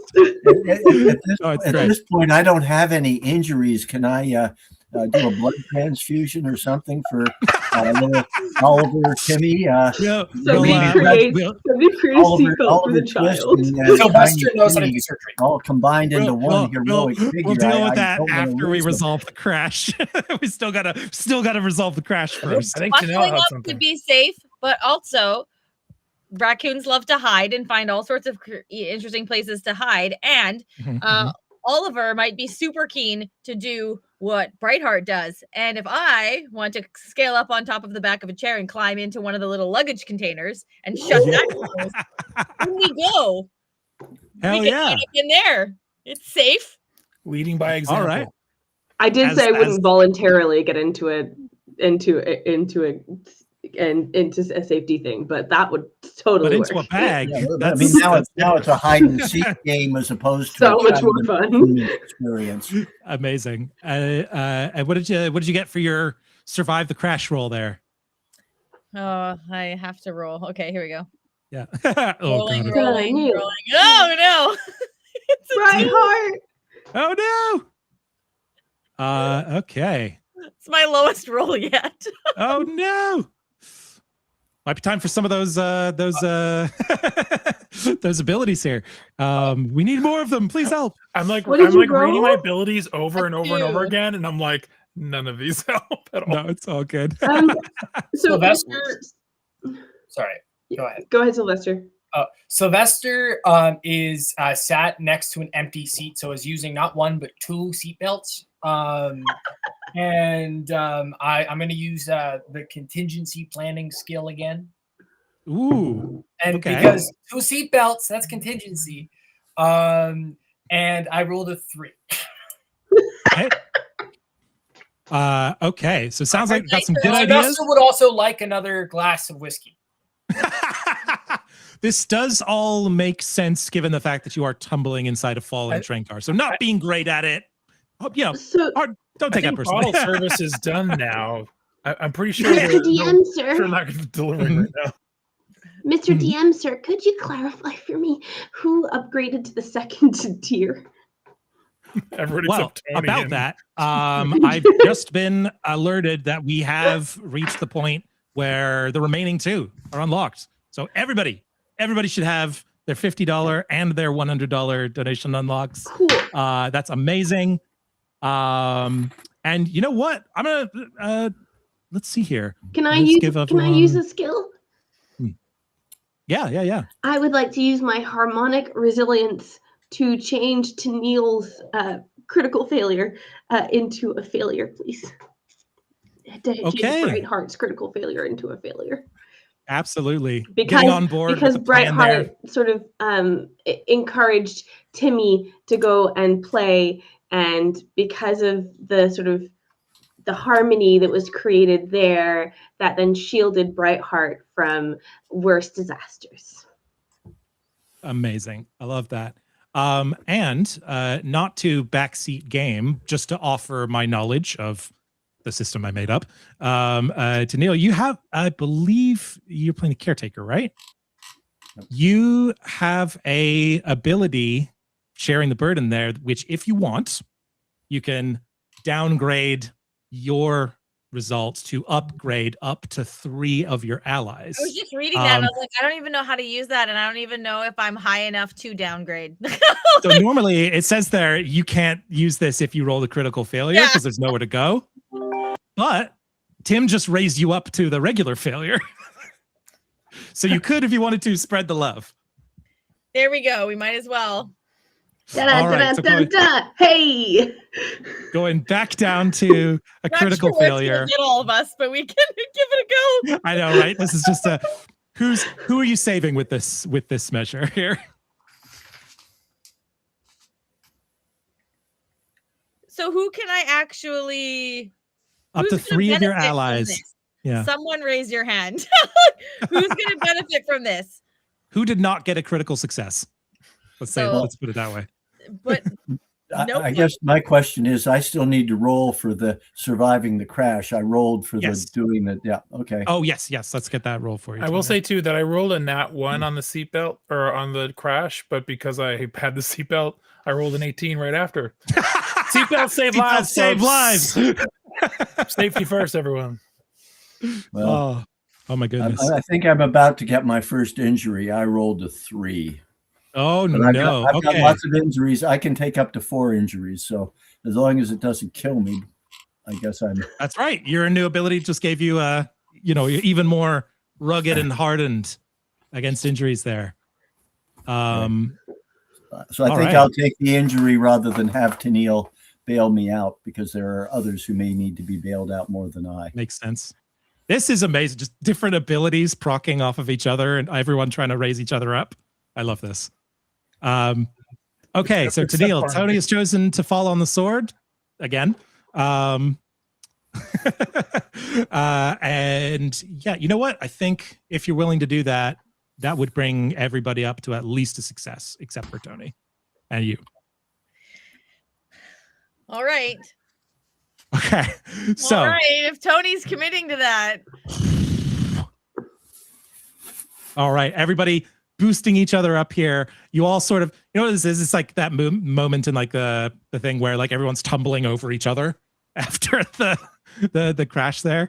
But as a result of that, everybody takes 1 injury, except for Tanille, who takes 2.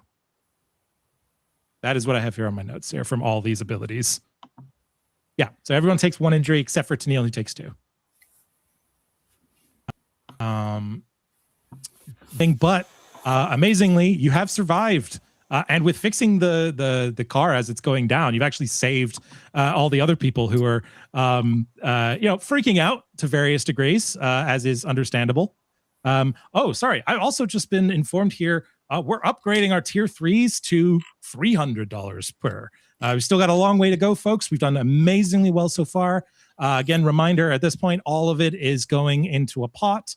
So every little bit helps, especially as we round the corner into what we are approaching here in our last hour of the game. Just to move things along, because we're tight on time. As part, people want to stay near the train, or at least like recover their stuff, and try to like seek shelter and stay warm. But you guys had a special mission separate from that might necessitate trekking through the snow on foot. Is there anything that anyone wants to do as part of that? I don't want to like skip over anyone if there's something you want to do. No, I'm hoping we're going to get to figure out what the problem is as soon as possible and get to solving it. I want to get done and get on. Okay. Sylvester would like to drink whiskey. All right. Yeah. We cut over to Sylvester. No! As there's like a bunch of carafes that are all shattered and like whiskey is all over the place. But then there's just like a little twinkle underneath a cushion as there's just a fresh bottle. It hasn't been poured into the nice decanter yet, but a whole bottle managed to survive the train crash. Sylvester takes it and drinks the whole thing in one house move. Oh my goodness. Yum! Can you make me a roll against alcohol poisoning? Medium difficulty? Yeah, I can. Hold on. Barnaby just goes, I hate to do this, but 3 stars. Uh-oh! It's a 5. It's a 5. Okay. On any roll related to resisting the cold, you will roll twice and take the higher result. On any other roll, you will roll twice and take the lower result. Cool? Okay. You're gonna have to remind me of that, but yeah. Okay. You're always rolling twice. If it's about staying warm, you take the better one. If it's anything else, you take the worse one.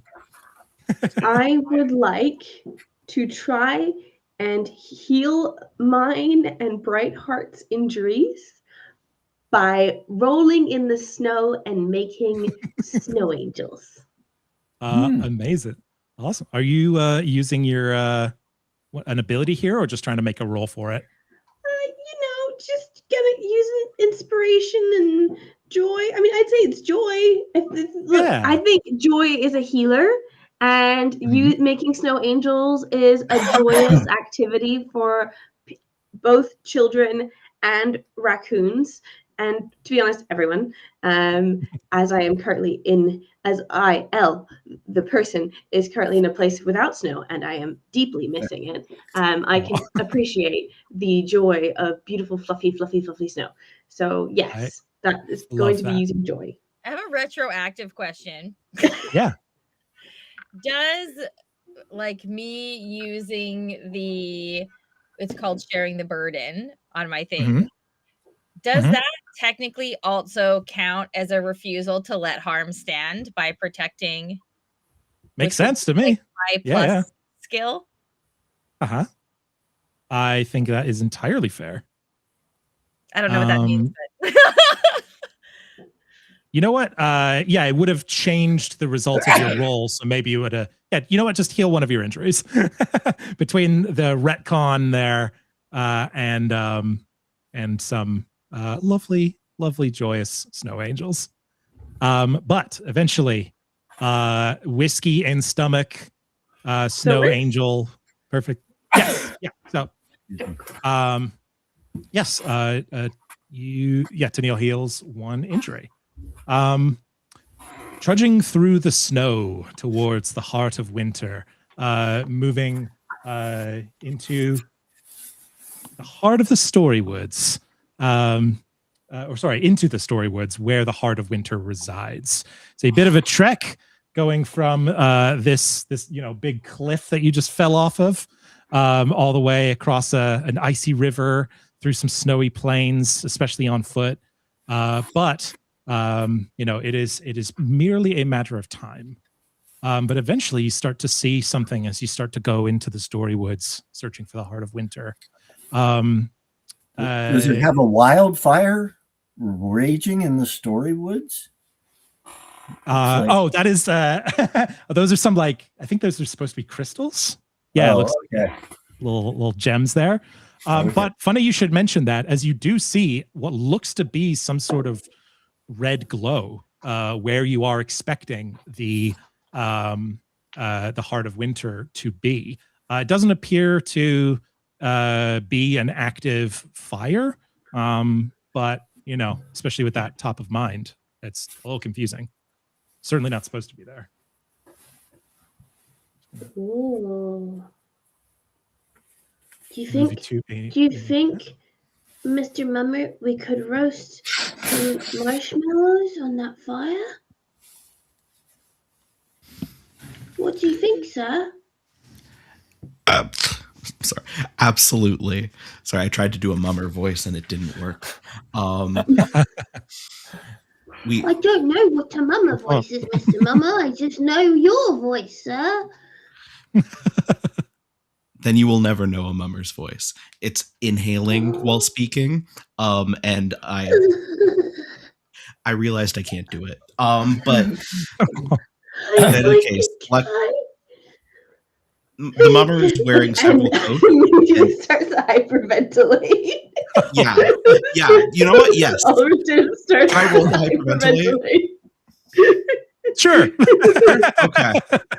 Why not? 5. I think if you want to hype, you start freaking out. I start freaking out and I start patting on my coat. And in one of my several pockets, because I'm wearing 3 coats, I have a thing of marshmallows. Incredible. I'm still hyperventilating, but I do hand the marshmallows over. Okay, breathe. Okay, look at me. Right. Maybe you just shouldn't talk. Maybe that's better. The dude said 3 words the whole game. You're like, don't talk though. Don't say any more things. I'm trying to tell you, kids are dicks, man. Yeah, it's true. Props for role playing. All right, while we're doing some self-care and educating children, Approaching the heart of winter here, you're expecting a small, lovely little village, legally distinct Whoville, but there's something wrong. The winter village, the lights are dimmed aside from this strange oppressive red glow that it seems to permeate throughout the town. The decorations are lifeless. The fires are cold. The 8 of the 9 lights that should be on are extinguished. It's uncomfortable as you approach the town here. You can hear some activity. Sounds almost like whirring, but it's not quite the same as the cloud sprites that you faced earlier. It's unclear from this distance what is actually going on in there. Might have to get a little closer if you want to see. Why are we here again? We're here to tell some kids to get jobs or something? Well, you were here asked to explore what the hell. The people in this town that are super friendly and allies and a good community. We haven't heard anything from them. Right. Can you please go check it out and make sure people are okay? And then when you get there, you find an empty town with an oppressive red light. Just as I suspected, no one wants to work anymore. Mr. Nobody wants to Mama, work for you anymore. Mr. Mama, would you look around for some kids? Sometimes when the adults leave, some of the urchins like me stay around because we don't have nowhere to go. Do you think you can help me find some street urchins? Maybe they'll know what happened. I go around. I say yes, of course, in a sing-songy voice, and I start going around to all these doors and start knocking on them. Start knocking on them, being like, "Hello, let me in. Care to share a meal?" I start mummering to them, and we'll see if anybody answers. Hey. All right, jingles afoot as you make your way to the first house here to the side. To knock on the door and see what's going on. Rounding this corner and looking up into what is likely the town square. Strange sight. Cracks in the earth, roads disturbed, and nature unnatural, all leading towards the strange symbol on what is supposed to be like a community dais that is being tended to by some strange machines that appear to be just exuding a tremendous amount of heat, which in turn is evaporating the snow, creating water that it is sucking up by the volumes. This looks like a data center and an AI energy center that is trying to privatize the commons and take control over winter and dominate it with this terrible artificial stupidity that is destroying the environment, not only of the winter complex here, but spreading out and affecting the fall and will eventually affect the summer and the spring as well. I mean, this is just something that we have to figure out how to reverse. It's a level of insanity that is just the projection of what we've been doing for far too long already. But it's a perfect place to do crime. Well, the criminals are in charge. That's the problem. The criminals. Finally, someone who can teach me. Sorry, this sounds like evening wheezes. Could you? I hate to interrupt. I really do hate speaking over my players, my wonderful players here. However, with the mummer having just la la la la la into the town with me, you do see with Timmy. Yeah, with you. With okay. me. Yeah, I was I did not realize he was going. In my brain, the raccoons coming along singing the skimmer dinky dinky dink, shimmer dinky doo. And I'm doing little cartwheels, love doing a little you. dance. Love you in He's the stumbling morning, around. in the He's passed afternoon. out. Love La you. la la la la la la la la la. Ooh, No sneaking whatsoever. You bring humanity and joy back into the town as you cartwheel through the snow and sing festive tunes. The data center golems are not happy about this at all. That's introducing an inefficiency into their beloved oppressive, damaging system, and they will stamp that out immediately before before they can be disturbed. We're going to go back into initiative here as they turn around. All systems go. If anyone wants to donate, please. Please. Yep. These AI denizators are not messing around. They need your help now to. Yeah, it's not been going great for me so far, friends. Could use a bit of extra help. Don't let a small child die. This is making me think of that brilliant bit that the preview, or like I forget what they call it, the little taster you get for video games. So there's one where it's like you're playing as a little boy, a little child, and then he gets eaten up by a spider, and it's just a text box being like, "You wouldn't leave him being eaten by the spider, would you? You could buy the full game and save him." Limbo, very much getting Limbo vibes. Okay, I've added everyone into initiative here. As with last time, you guys go first. You see a little processing rainbow wheel just for a second on top of these golems here. Sorry, they're a little hard to see, so I'm going to move them back a bit just so you get a better sight of what it is you're looking at here. They seem big. Those? Yeah, they're big, they're powerful. They want you to think that there's nothing you can do. Who would like to go first? Having said Are that? there any windows we could open? We're outside. Touche, squirrel. Is there whiskey? Yes, my heart. Well observed.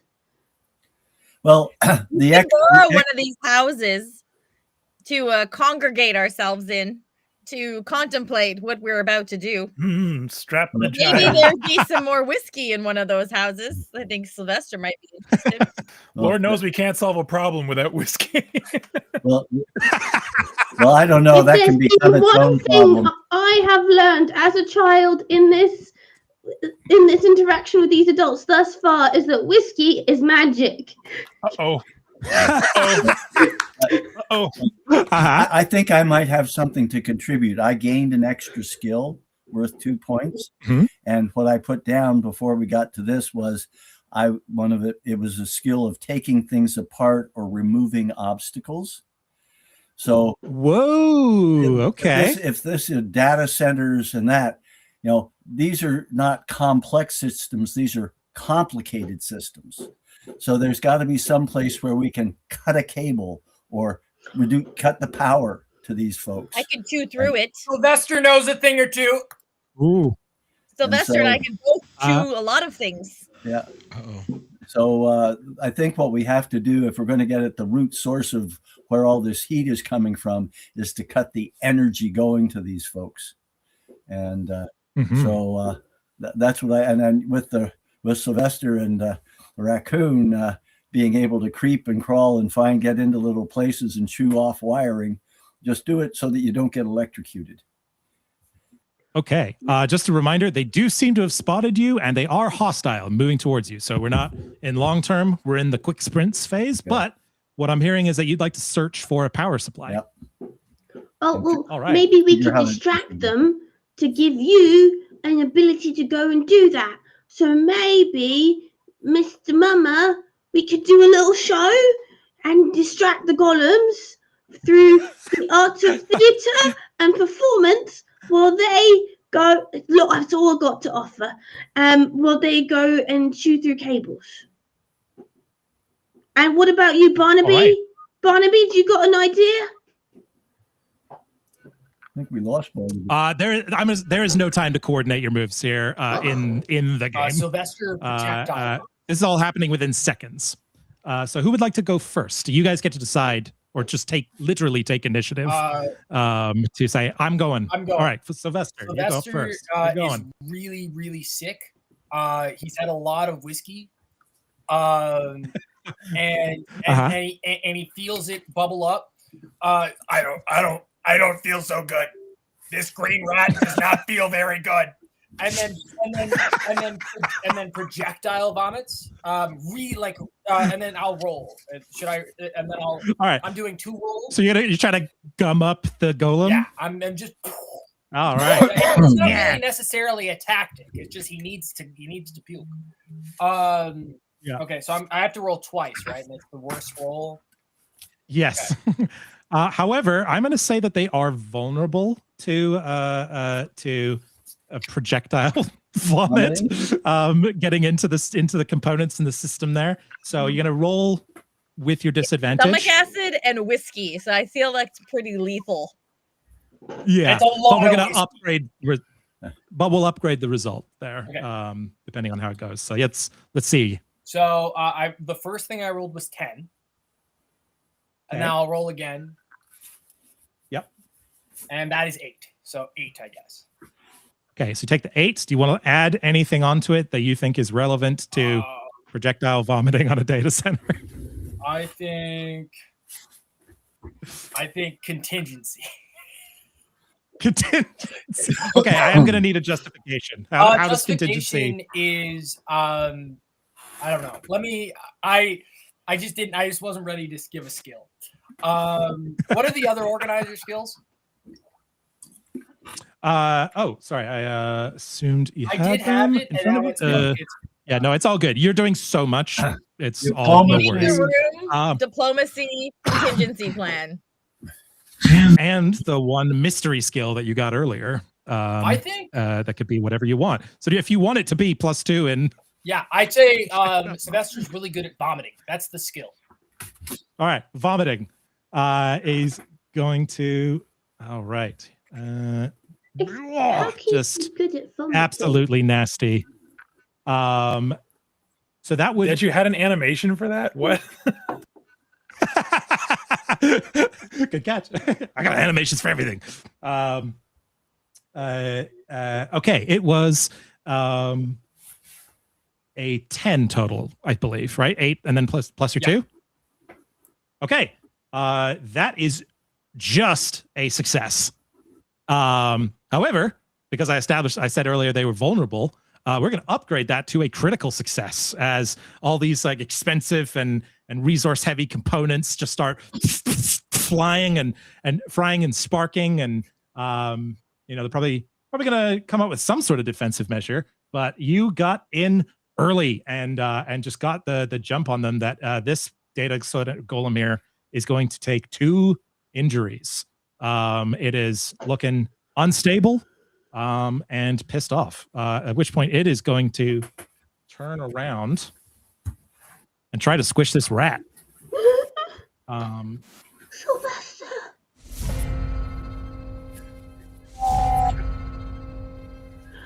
Sylvester, can you make me a dodging a mechanical foot roll? Oh my god. I believe in you, Sylvester. I have to do 2, right? I still have to do 2, and it's the worst roll. Because you're plastered. Okay, so first it's 10. Also, Sylvester is like pretty much on the floor at this point. A little bit of puke is dribbling down his chin. Oh, no. Okay, so first roll 10. Second roll is 7. 7. Okay, and then any bonus on top of that? Diplomacy. Because he looks over at the golem. Wait, I'm going to justify it. He looks over at the golem and he goes, "Hey, buddy, help! Come on, I'm really drunk. You don't want to do this. Let's just go home. Let's just walk this off." You. Can I Okay, so what is your Sylvester? what? Do you have a thing to help with this? Well, I have a +4 performance and inspiration. So I don't know if it works similar to a mechanic in a different game, where I could use that to inspire Sylvester to dodge. You know what? Let's say yes. I think that's fair because I don't really. Don't use it too often, or I might get grumpy about it. Yes. Whoever. No, you know what? No, I'm committing to this. Not only so your diplomacy skill, not only does it not work, these capitalists and subroutines don't give a shit about your humanity. So that's actually a penalty to roll. Trying to diplomacy with it. So I'm gonna need Sylvester to take an injury here as squished. You all see as it comes into this choke point here. Can Sylvester lose an arm? You tell me how the injury manifests, but I think that makes sense. It was deep, so he primarily sunk into it and is just quite cold now, and maybe a little bit squished. But the snow was quite deep, so he just kind of sunk. Now you're bargaining like a D&D player. That's what we like to hear. I was willing to give up. There you go.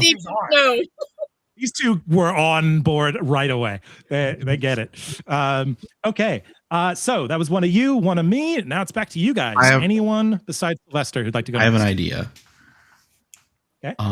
So question. You tell me if I can't do this. Well, number one, can I apply multiple skills to the same check? If you can justify them all. That's not the intention, but I think that is fun. All right. Cool.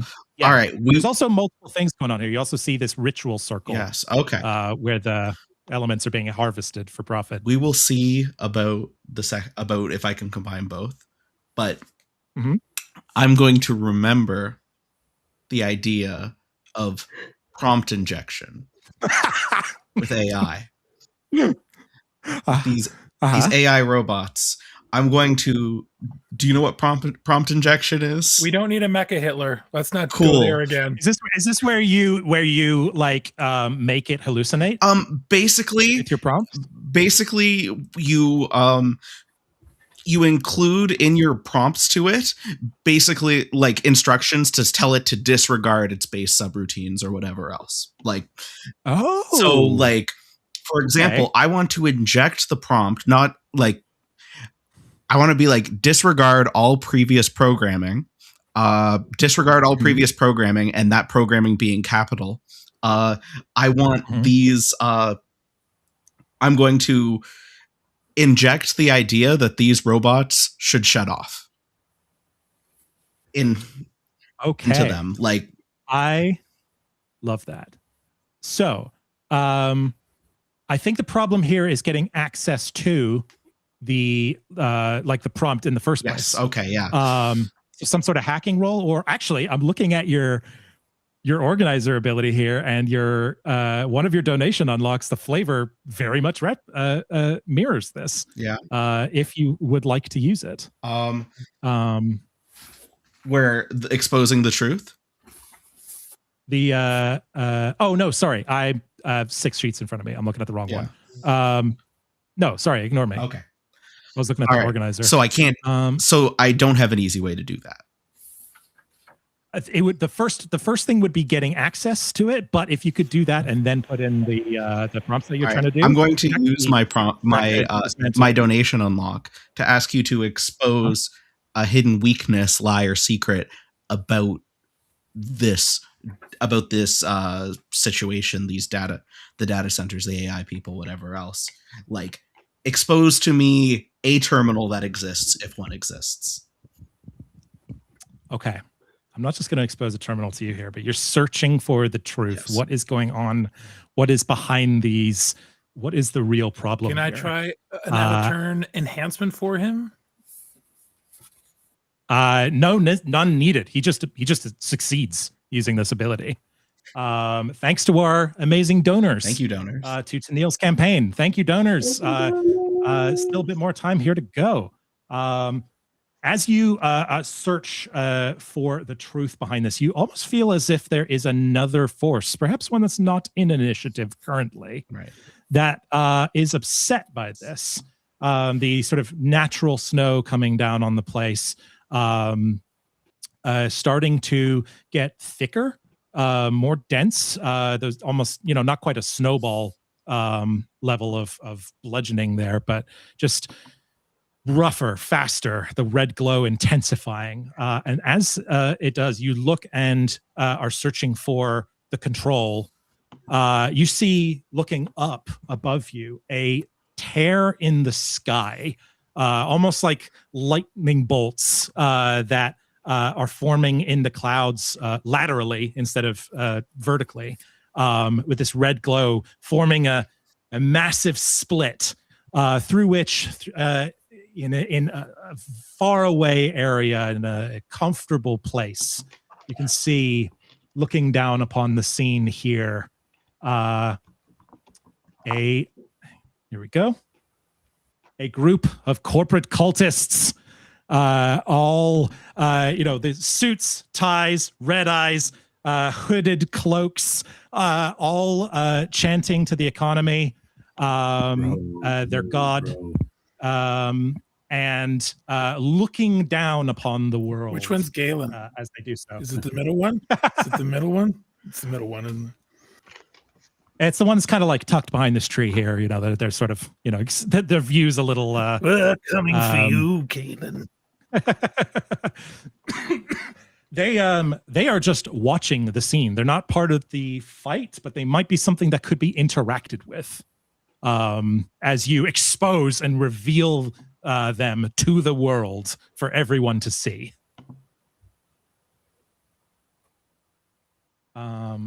Yes, they definitely have the control there, but you do see that the edge, the closest edge of the split there, the bottom line for the corporate cultists, if that could be sabotaged, that's the connection that they use with the data center golems. So if there's a way to sabotage that or pull them back down to Earth, that could immobilize the data centers long enough to do something about it. So could I sneak around and get up in behind there? I mean, you don't hear raccoons. You do not hear them unless they're fighting. So, and then you only hear them. Absolutely. And then you're scared because it's terrifying noise. Terrifying noise. So I could weasel up in there, and bust open whatever that is, so that we can get this AI business direction happening, and turn these guys into giant paperweights. Let's do Sylvester first, though. Let's make sure that he's not still underneath the foot. Yes. Before Sylvester's turn, however, did you want to take any move anywhere before ending your turn there? After having revealed the truth? Wait, say that again? Would you like to move? Would I like to before move? You end your turn? Yeah, you see this is kind of like rounding the choke point. Oh, I see. Okay. Yeah, hasn't quite filled it, but yeah, they're definitely trying to put a wall, an obstacle between you and the ritual Where are site. the hooded guys on here? They are in the sky above. Oh, they're floating. So hang on, yes, they're elsewhere. They're in a different realm, a different world. But if they could be banished, then perhaps or brought down to Earth, then that might do something about the centers. So yeah, if you can see here, sorry, the perspective's a little weird. I'm trying to make it bigger here for your view, but there's supposed to be you can see trees and stuff here. This is supposed to, if you're looking up, right above you. I'm going. In a way, it's my perspective, or our perspective, looking at this map. I'm going to make a mad dash towards the ritual circle, with